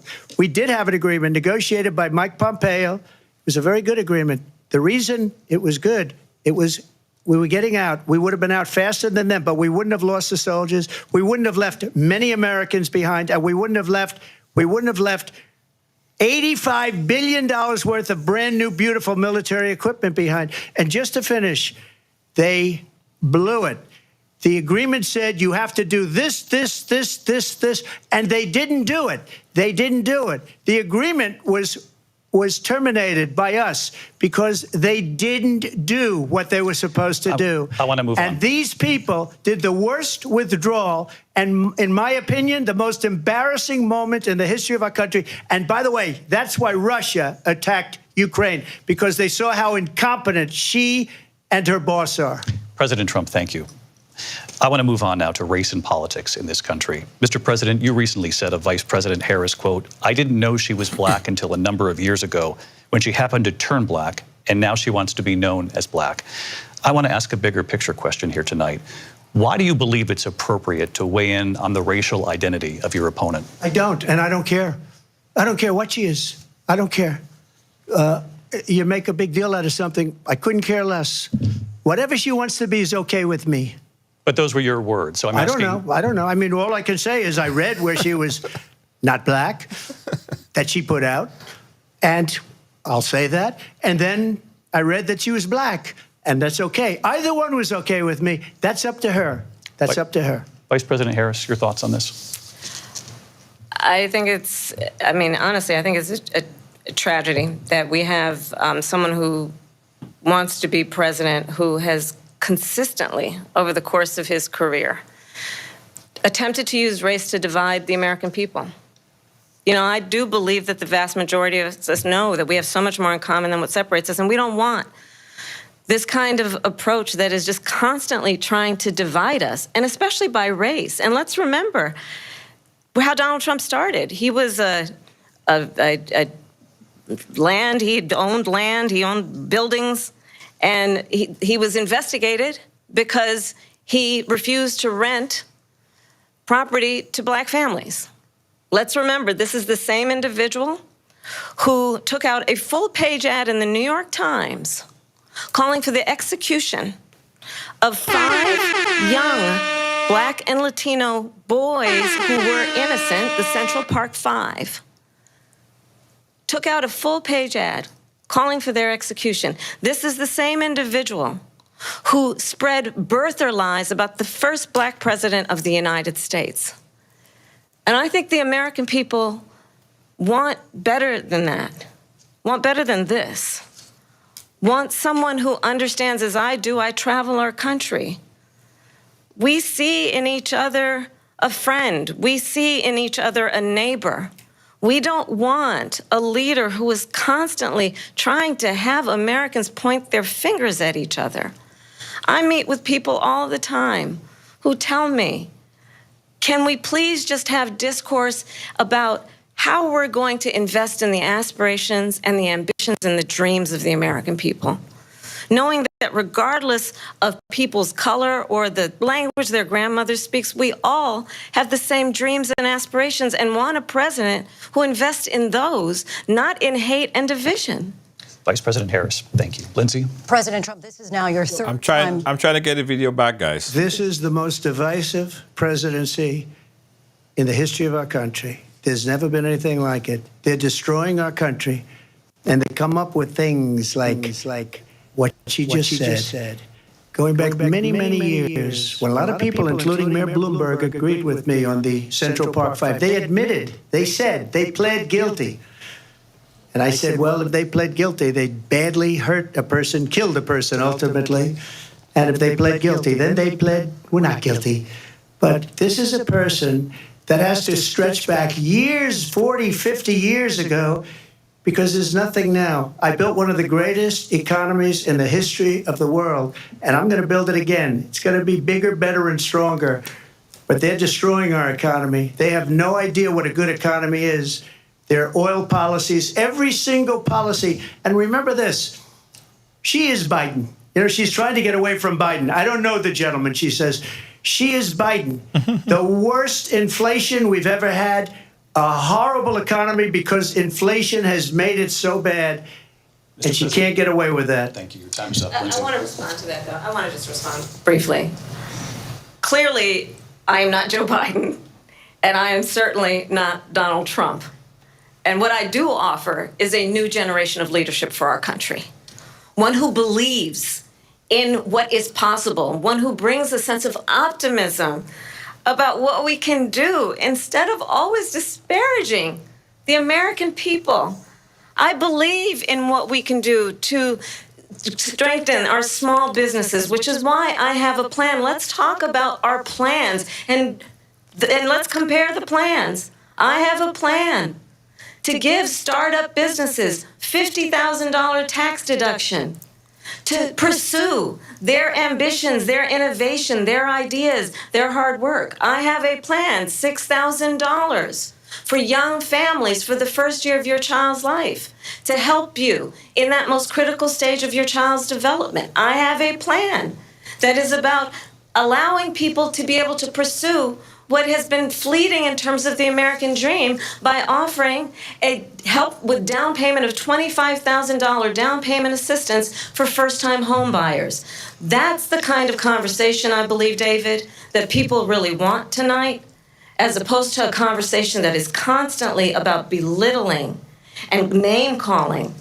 Let's turn the page Vice President and move Harris, forward. thank you. Let's turn to policy. President Let's turn Trump, back we to have policy. to move on. President Trump. Let's turn to policy, She has please. a plan to defund the police. She has a plan to confiscate everybody's gun. President Trump, she we has do a have to plan move on to to not other allow issues. fracking in Pennsylvania or anywhere else. Okay. That's what her plan is until just recently. I just need to respond. No, the former president has said something twice, and I need to respond. I'm sorry, we're going to move on, Vice President Harris. President Trump, this is now your third time running for president. You have long vowed to repeal and replace the Affordable Care Act, also known as Obamacare. You have failed to accomplish that. You now say you're going to keep Obamacare, quote, unless we can do something much better. Last month, you said, quote, we're working on it. So tonight, 9 years after you first started running, do you have a plan, and can you tell us what it is? Obamacare was lousy health care, always was. It's not very good today. And what I said, that if we come up with something, and we are working on things, we're going to do it and we're going to replace it. But remember this, I inherited Obamacare because Democrats wouldn't change it. They wouldn't vote for it. They were unanimous. They wouldn't vote to change it. If they would have done that, we would have had a much better plan than Obamacare. But the Democrats came up. They wouldn't vote for it. I had a choice to make when I was president. Do I save it and make it as good as it can be, never going to be great, or do I let it rot? And I felt I had an obligation, even though politically it would have been good to just let it rot and let it go away. I decided, and I told my people, the top people, and they're very good people. I have a lot of good people in that administration.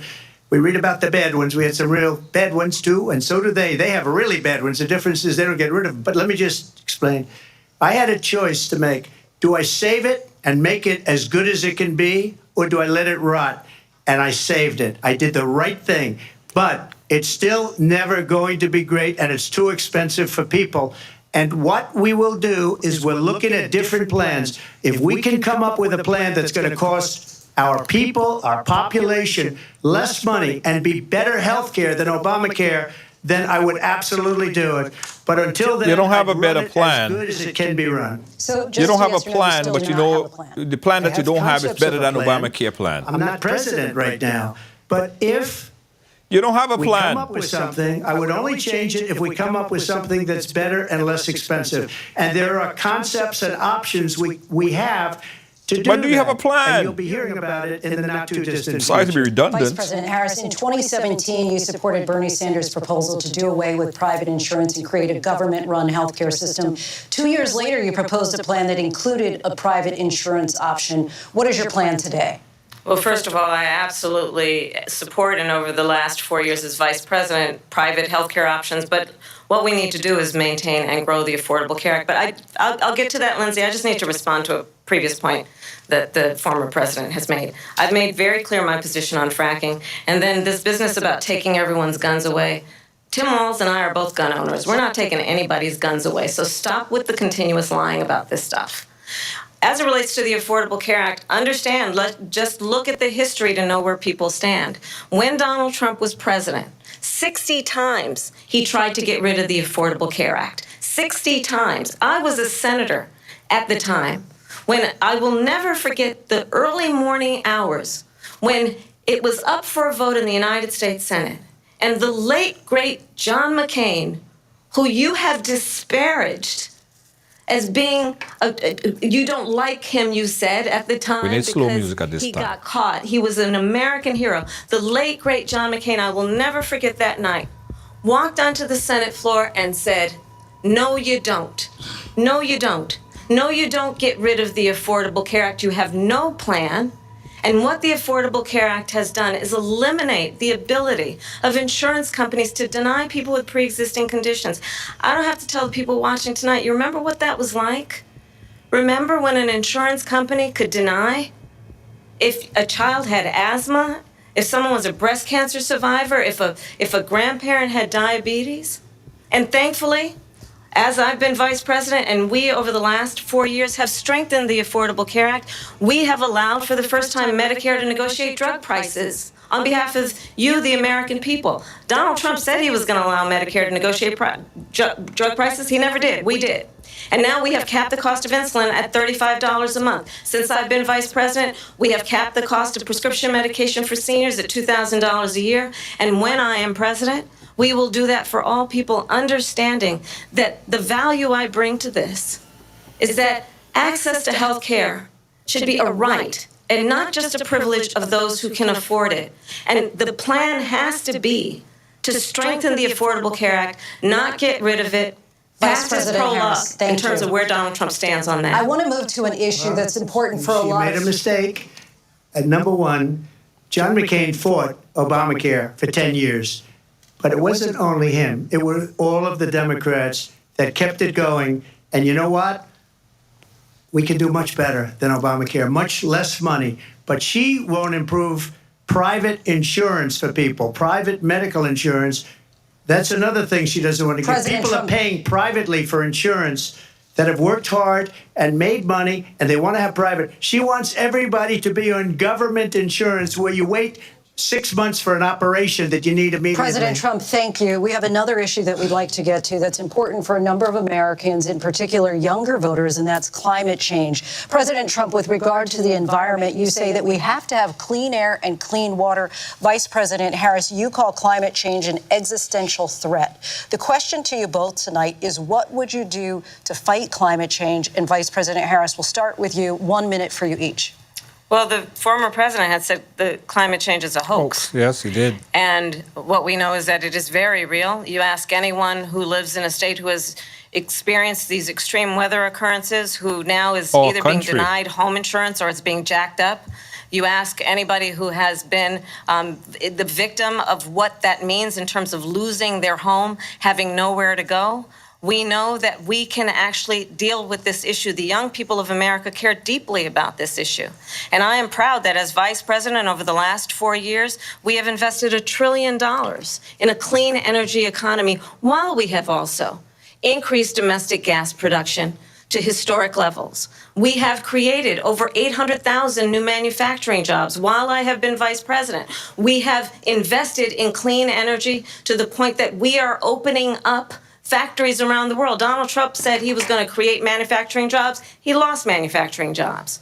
And I'm also proud to have the endorsement of the United Auto Workers and Sean Fain, who also know that part of building a clean energy economy includes investing in American-made products, American automobiles. It includes growing what we can do around American manufacturing and opening up auto plants, not closing them like happened under Donald Trump. Vice President Harris, thank you. That didn't happen under Donald Trump. Let me just tell you, they lost 10,000 manufacturing jobs this last month.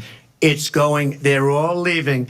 They're building big auto plants in Mexico, in many cases owned by China. They're building these massive plants, and they think they're going to sell their cars into the United States because of these people. What they have given to China is unbelievable. But we're not going to let that. We'll put tariffs on those cars so they can't come into our country, because they will kill the United Auto Workers and any auto worker, whether it's in Detroit or South Carolina or any other place. What they've done to business and manufacturing in this country is horrible. We have nothing because they refuse. You know, Biden doesn't go after people because supposedly China paid him millions of dollars. He's afraid to do it. Between him and his son, they get all this money from Ukraine. They get all this money from all of these different countries. And then you wonder, why is he so loyal to this one, that one, Ukraine, China? Why is he? Why did he get $3.5 million from the mayor of Moscow's wife? Why did she pay him $3.5 million? This is a crooked administration, and they're selling our country down the tubes. President Trump, thank you. Thank you. We'll be right back with closing statements from both of our candidates. An historic night, this ABC News boy. presidential debate from Philadelphia. Back in a moment. Wow. Wow. I mean, even The Me. ABC News. don't have all the patience. And it's wearing thin. All right, guys, back to the votes again. We go. All right, so we're voting. If you're voting for Kamala Harris, you're pressing the thumbs up. If you're voting for Donald Trump, if you think that Donald Trump is doing an impeccable, an amazing, a great job thus far, you're pressing heart. Now, you could switch your voter. So if you voted for one and you want to switch it, you could do that as well. Kamala Harris is at 89. Donald Trump is at 17 based on your reaction. So it's your reaction, guys. If you're voting for Kamala Harris, you're pressing the thumbs up. Donald Trump, you're pressing the heart. And consider this, guys. Consider this. That a lot of people are still undecided. They don't know where they're going. They're hearing certain things that they like, certain things they don't like. So a lot of people are undecided. All right?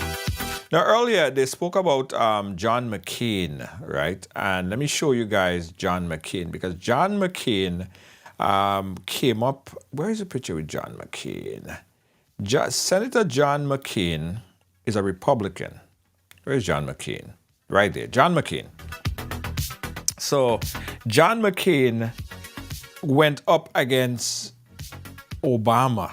I remember they were looking candidate. Obama was the Democrat candidate. John McCain was the candidate who he brought in. What was her name again? The one from Alaska that say, what was her name, guys? What was her name? The one from Alaska.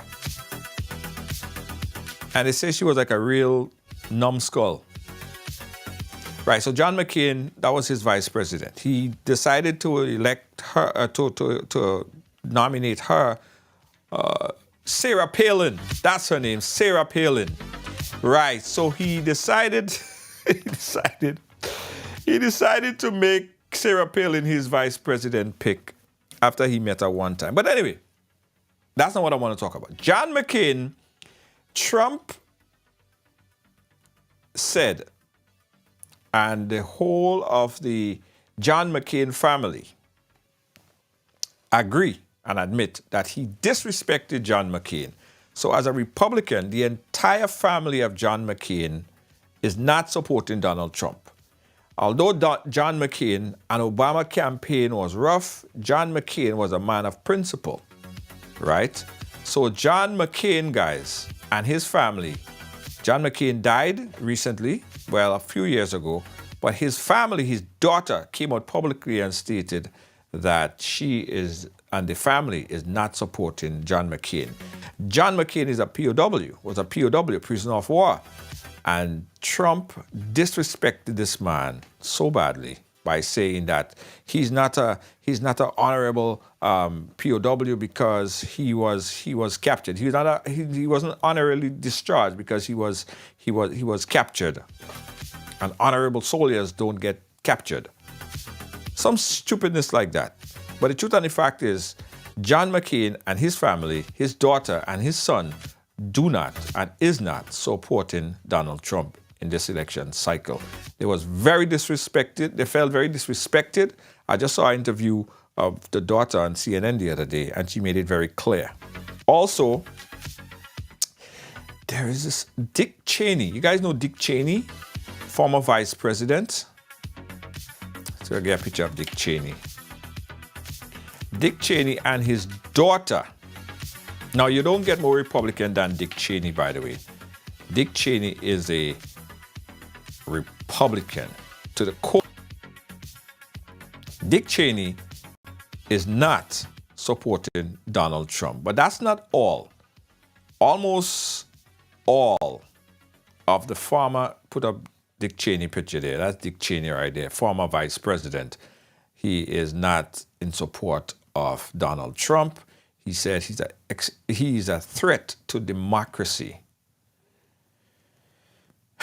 Back to the video. Back to the debate, guys. Back to the debate. Let's go. They're back. Let's go back to the video. State Vice President Harris, we begin with you. So I Closing think words, you've closing heard words, tonight closing two words. very different visions for our country. One that is focused on the future, and the other that is focused on the past, and an attempt to take us backward. But we're not going back. And I do believe that the American people know we all have so much more in common than what separates us, and we can chart a new way forward. And a vision of that includes having a plan, understanding the aspirations, the dreams, the hopes, the ambition of the American people, which is why I intend to create an opportunity economy, investing in small businesses, in new families, in what we can do around protecting seniors, what we can do that is about giving hardworking folks a break and bringing down the cost of living. I believe in what we can do together that is about sustaining America's standing in the world and ensuring that we have the respect that we so rightly deserve, including respecting our military and ensuring we have the most lethal fighting force in the world. I will be a president that will protect our fundamental rights and freedoms, including the right of a woman to make decisions about her own body and not have her government tell her what to do. I'll tell you, I started my career as a prosecutor. I was a DA, I was an attorney general, a United States senator, and now vice president. I've only had one client, the people. And I'll tell you, as a prosecutor, I never asked a victim or a witness, are you a Republican or a Democrat? The only thing I ever asked them, are you okay? And that's the kind of president we need right now. Someone who cares about you and is not putting themselves first.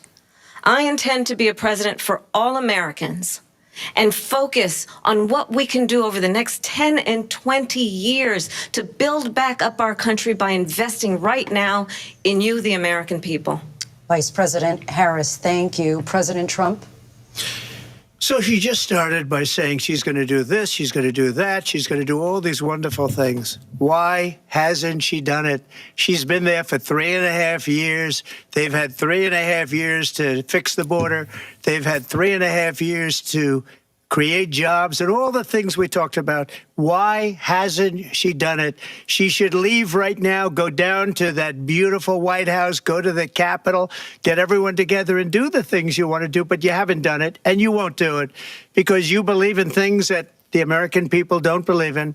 You believe in things like we're not going to frack. We're not going to take fossil fuel. We're not going to do things that are going to make this country strong, whether you like it or not.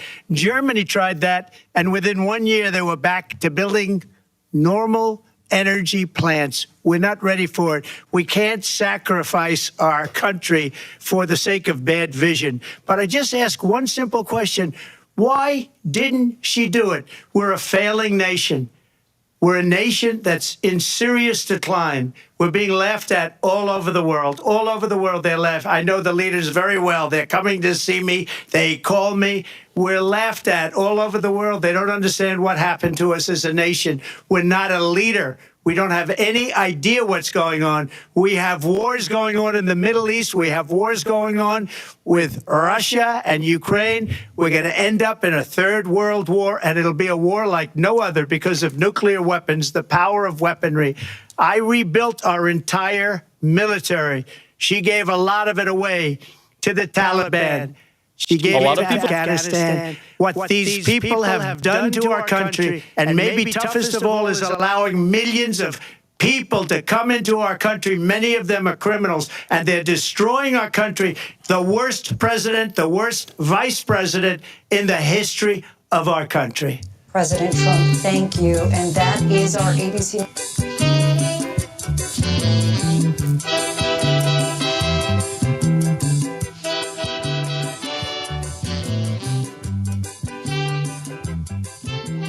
All right, guys. Your time now.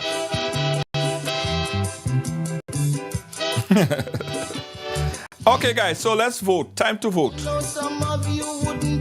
Time to vote. Let me tell you, politics, boy. All right, guys, so here we voting for Trump or Kamala. If you're voting for Kamala, you're pressing thumbs up. If you're voting for Trump, you're pressing heart. All right, let's see. We had 109 to 20. 109 to 20. All right, if you're voting for Kamala Harris, you're pressing the thumbs up. If you're voting for Trump, you're pressing the heart. And here's what I want to find out from you guys, from anyone. Were you persuaded tonight? Were you convinced? Were you convinced by any one of the candidates to change your mind, change your persuasion, decide on one over the next? Did anybody came in as a Republican and now they're a Democrat? Did anybody came in as a Democrat and now they're a Republican? Because they were so inspired. They were so inspired by what either one of the candidates said. Anyone felt the urge to change political affiliation after what they heard tonight? Eh? Eh?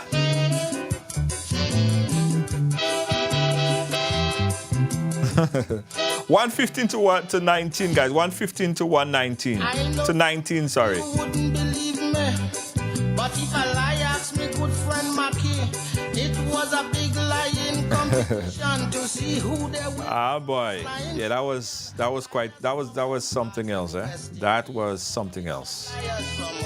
That was something else.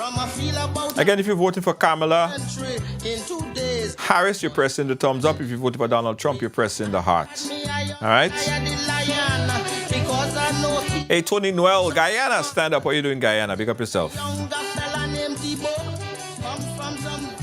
All right, so Sharon is saying, no, I'm a Democrat and I will always be a Democrat. And if I was a Republican, I wouldn't vote Democrat. You hear lie? That is lie. Okay. Lie? You hear? Who told the biggest lie tonight, guys? Who told the biggest lie tonight? Who told the biggest lie tonight? Huh?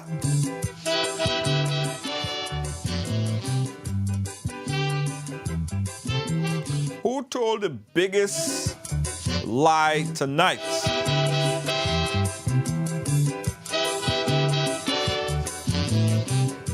I know some of you wouldn't believe. He'll say, why would you put back But if a liar, a madman back in the White House? it was a big lying competition to see who they will crown as lying champion. Like Margaret said Trump told the biggest boo-boo. these big Who get 5 Pinocchios tonight? foreign countries. Who was the biggest liar tonight? No, so I'm watching your vote. in 2 days, he boiled down and leave just 3. I had me eye on liar the lion, because I know he does come with some good ones. But they had a younger fella named Thibault, come from some village there in Tobago. He say his father is Tobago's best fisherman. Catch a fisherman wide 80 feet in span. He had to tighten the boat and swim back to land to get his brother. 16 to 21. 16 to 21. I'm going to look and see what the other networks are saying, guys. But clearly, and I'm probably biased because if you don't know by now, I am not a supporter of Trump, right? I don't like his policy. I think Trump is a self-destructive person. Like, you would want to hear what Trump have to say, but he tells so much blatant, bold-faced lies that it's hard to really connect. Because if you're lying about simple things, you go lie about big things, right? You can't trust him. Like, he lied for no reason, for no purpose. So I'm not a supporter of Trump. But I'm not saying that you should not support him if you support him. That is you.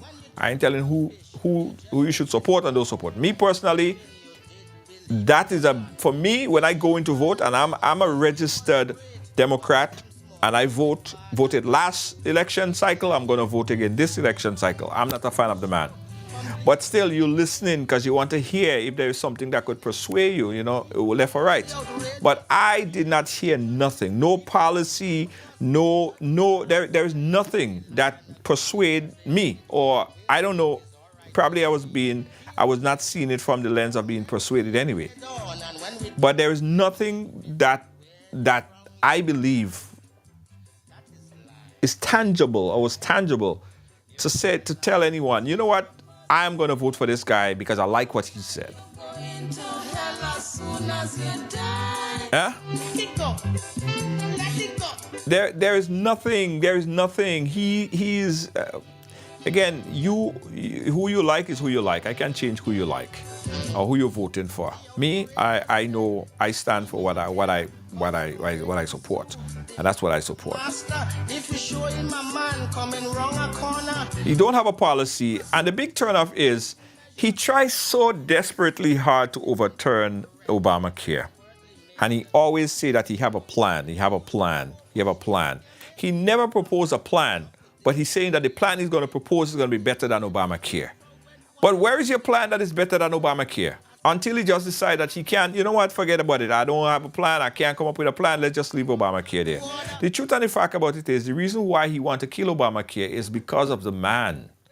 Because of the man.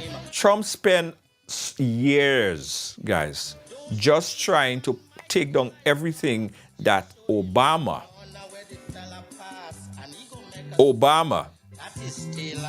were able to instill as the president. He spent millions of dollars to travel to Hawaii to try to prove that Obama is not a born American. He is. Let me tell you guys, listen.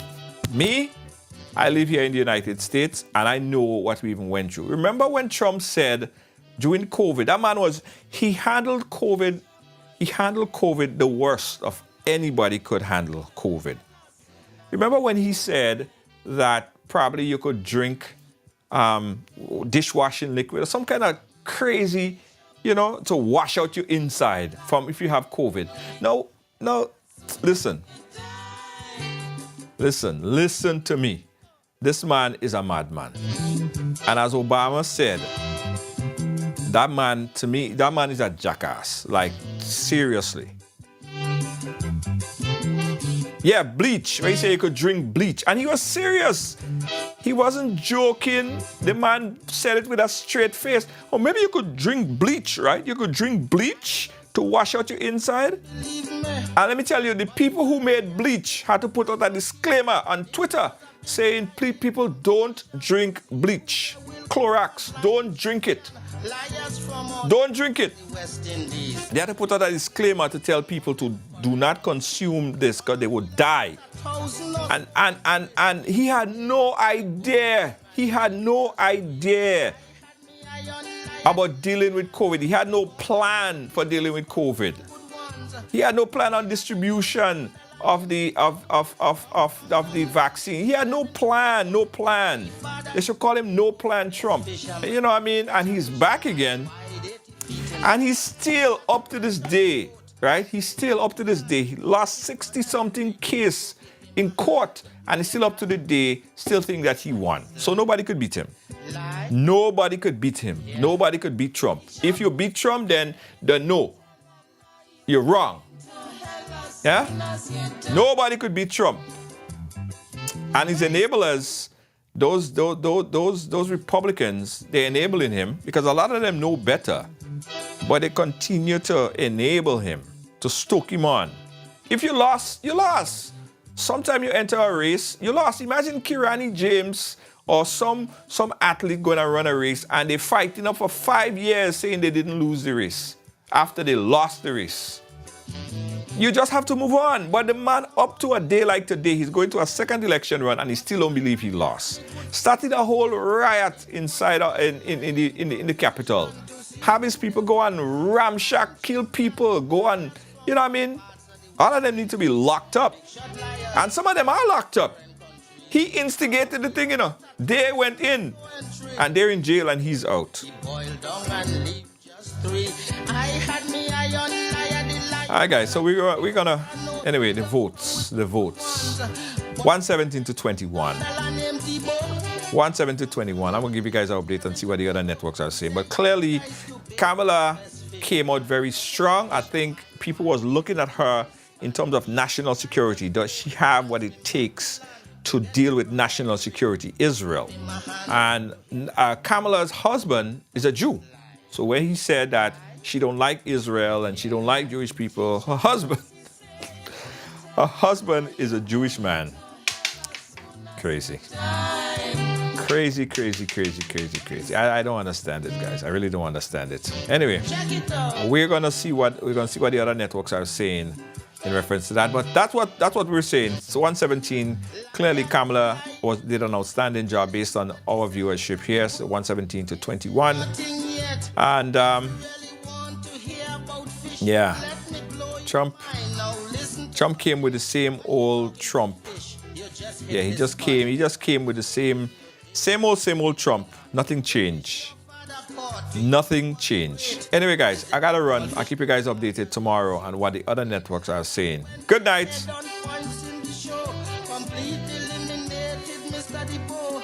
The next man to beat was Will the Outrageous. He asked the judges if he could lie first. The judges asked Lion, the Lion agreed. Say any topic Will pick is alright with me. He outrageous, I strong, let we meet head on. And when we done, see who head fit to wear the crown. You hear lie? That is lie. To rent a car in Grenada? Welcome to Ride Car Rental, offering efficient, time-saving service with affordable rates and 100% paperless rentals. Whether you're visiting or need a quick ride, we've got you covered. Call now at 473-422-1011 and get behind the wheel today. Ride Car Rental, where convenience meets the road.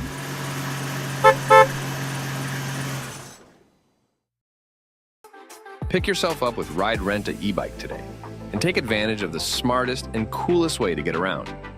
Rental starting for only $30 per hour and less than $100 EC per day. Zip through traffic, save money, and look awesome doing it. Check us out at the Esplanade Mall today. Visit us online at ridersebike.com or give us a call at 473-422-1011. Your wallet and the planet will thank you. Ride Rent a e-bike. Or event to the next level? Advertise on Ride Along Live and reach over 10 million viewers worldwide every month. With a global audience tuning in for the latest news, entertainment, and culture, your message will get the exposure it deserves. Don't miss the opportunity to showcase your brand to a diverse and engaged audience. Ride Along Live, where the world watches and your business grows. Contact us today to get started.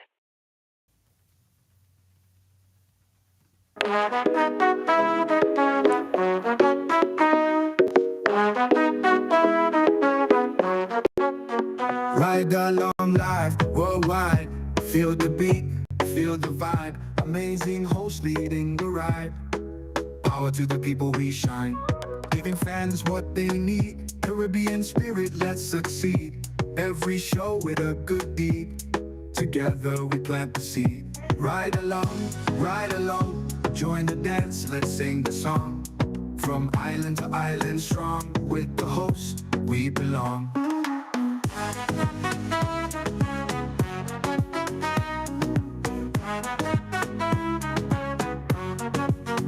Energy high, heart so bright. Tune in, feel the light. Global love taking flight. Every ride a sheer delight. Making waves across the seas. Love and joy in the breeze. Ride along live if you please. Bringing hope with such ease. Ride along, join the dance, let's sing the song. From island to island strong, with the host, we belong. Energy high, heart so bright. Tune in, feel the light. Global love taking flight. Every ride a sheer delight. Making waves across the seas. Love and joy in the breeze. Ride along live if you please. Bringing hope with such ease. Ride along, join the dance, let's sing the song. From island to island strong, with the host we belong.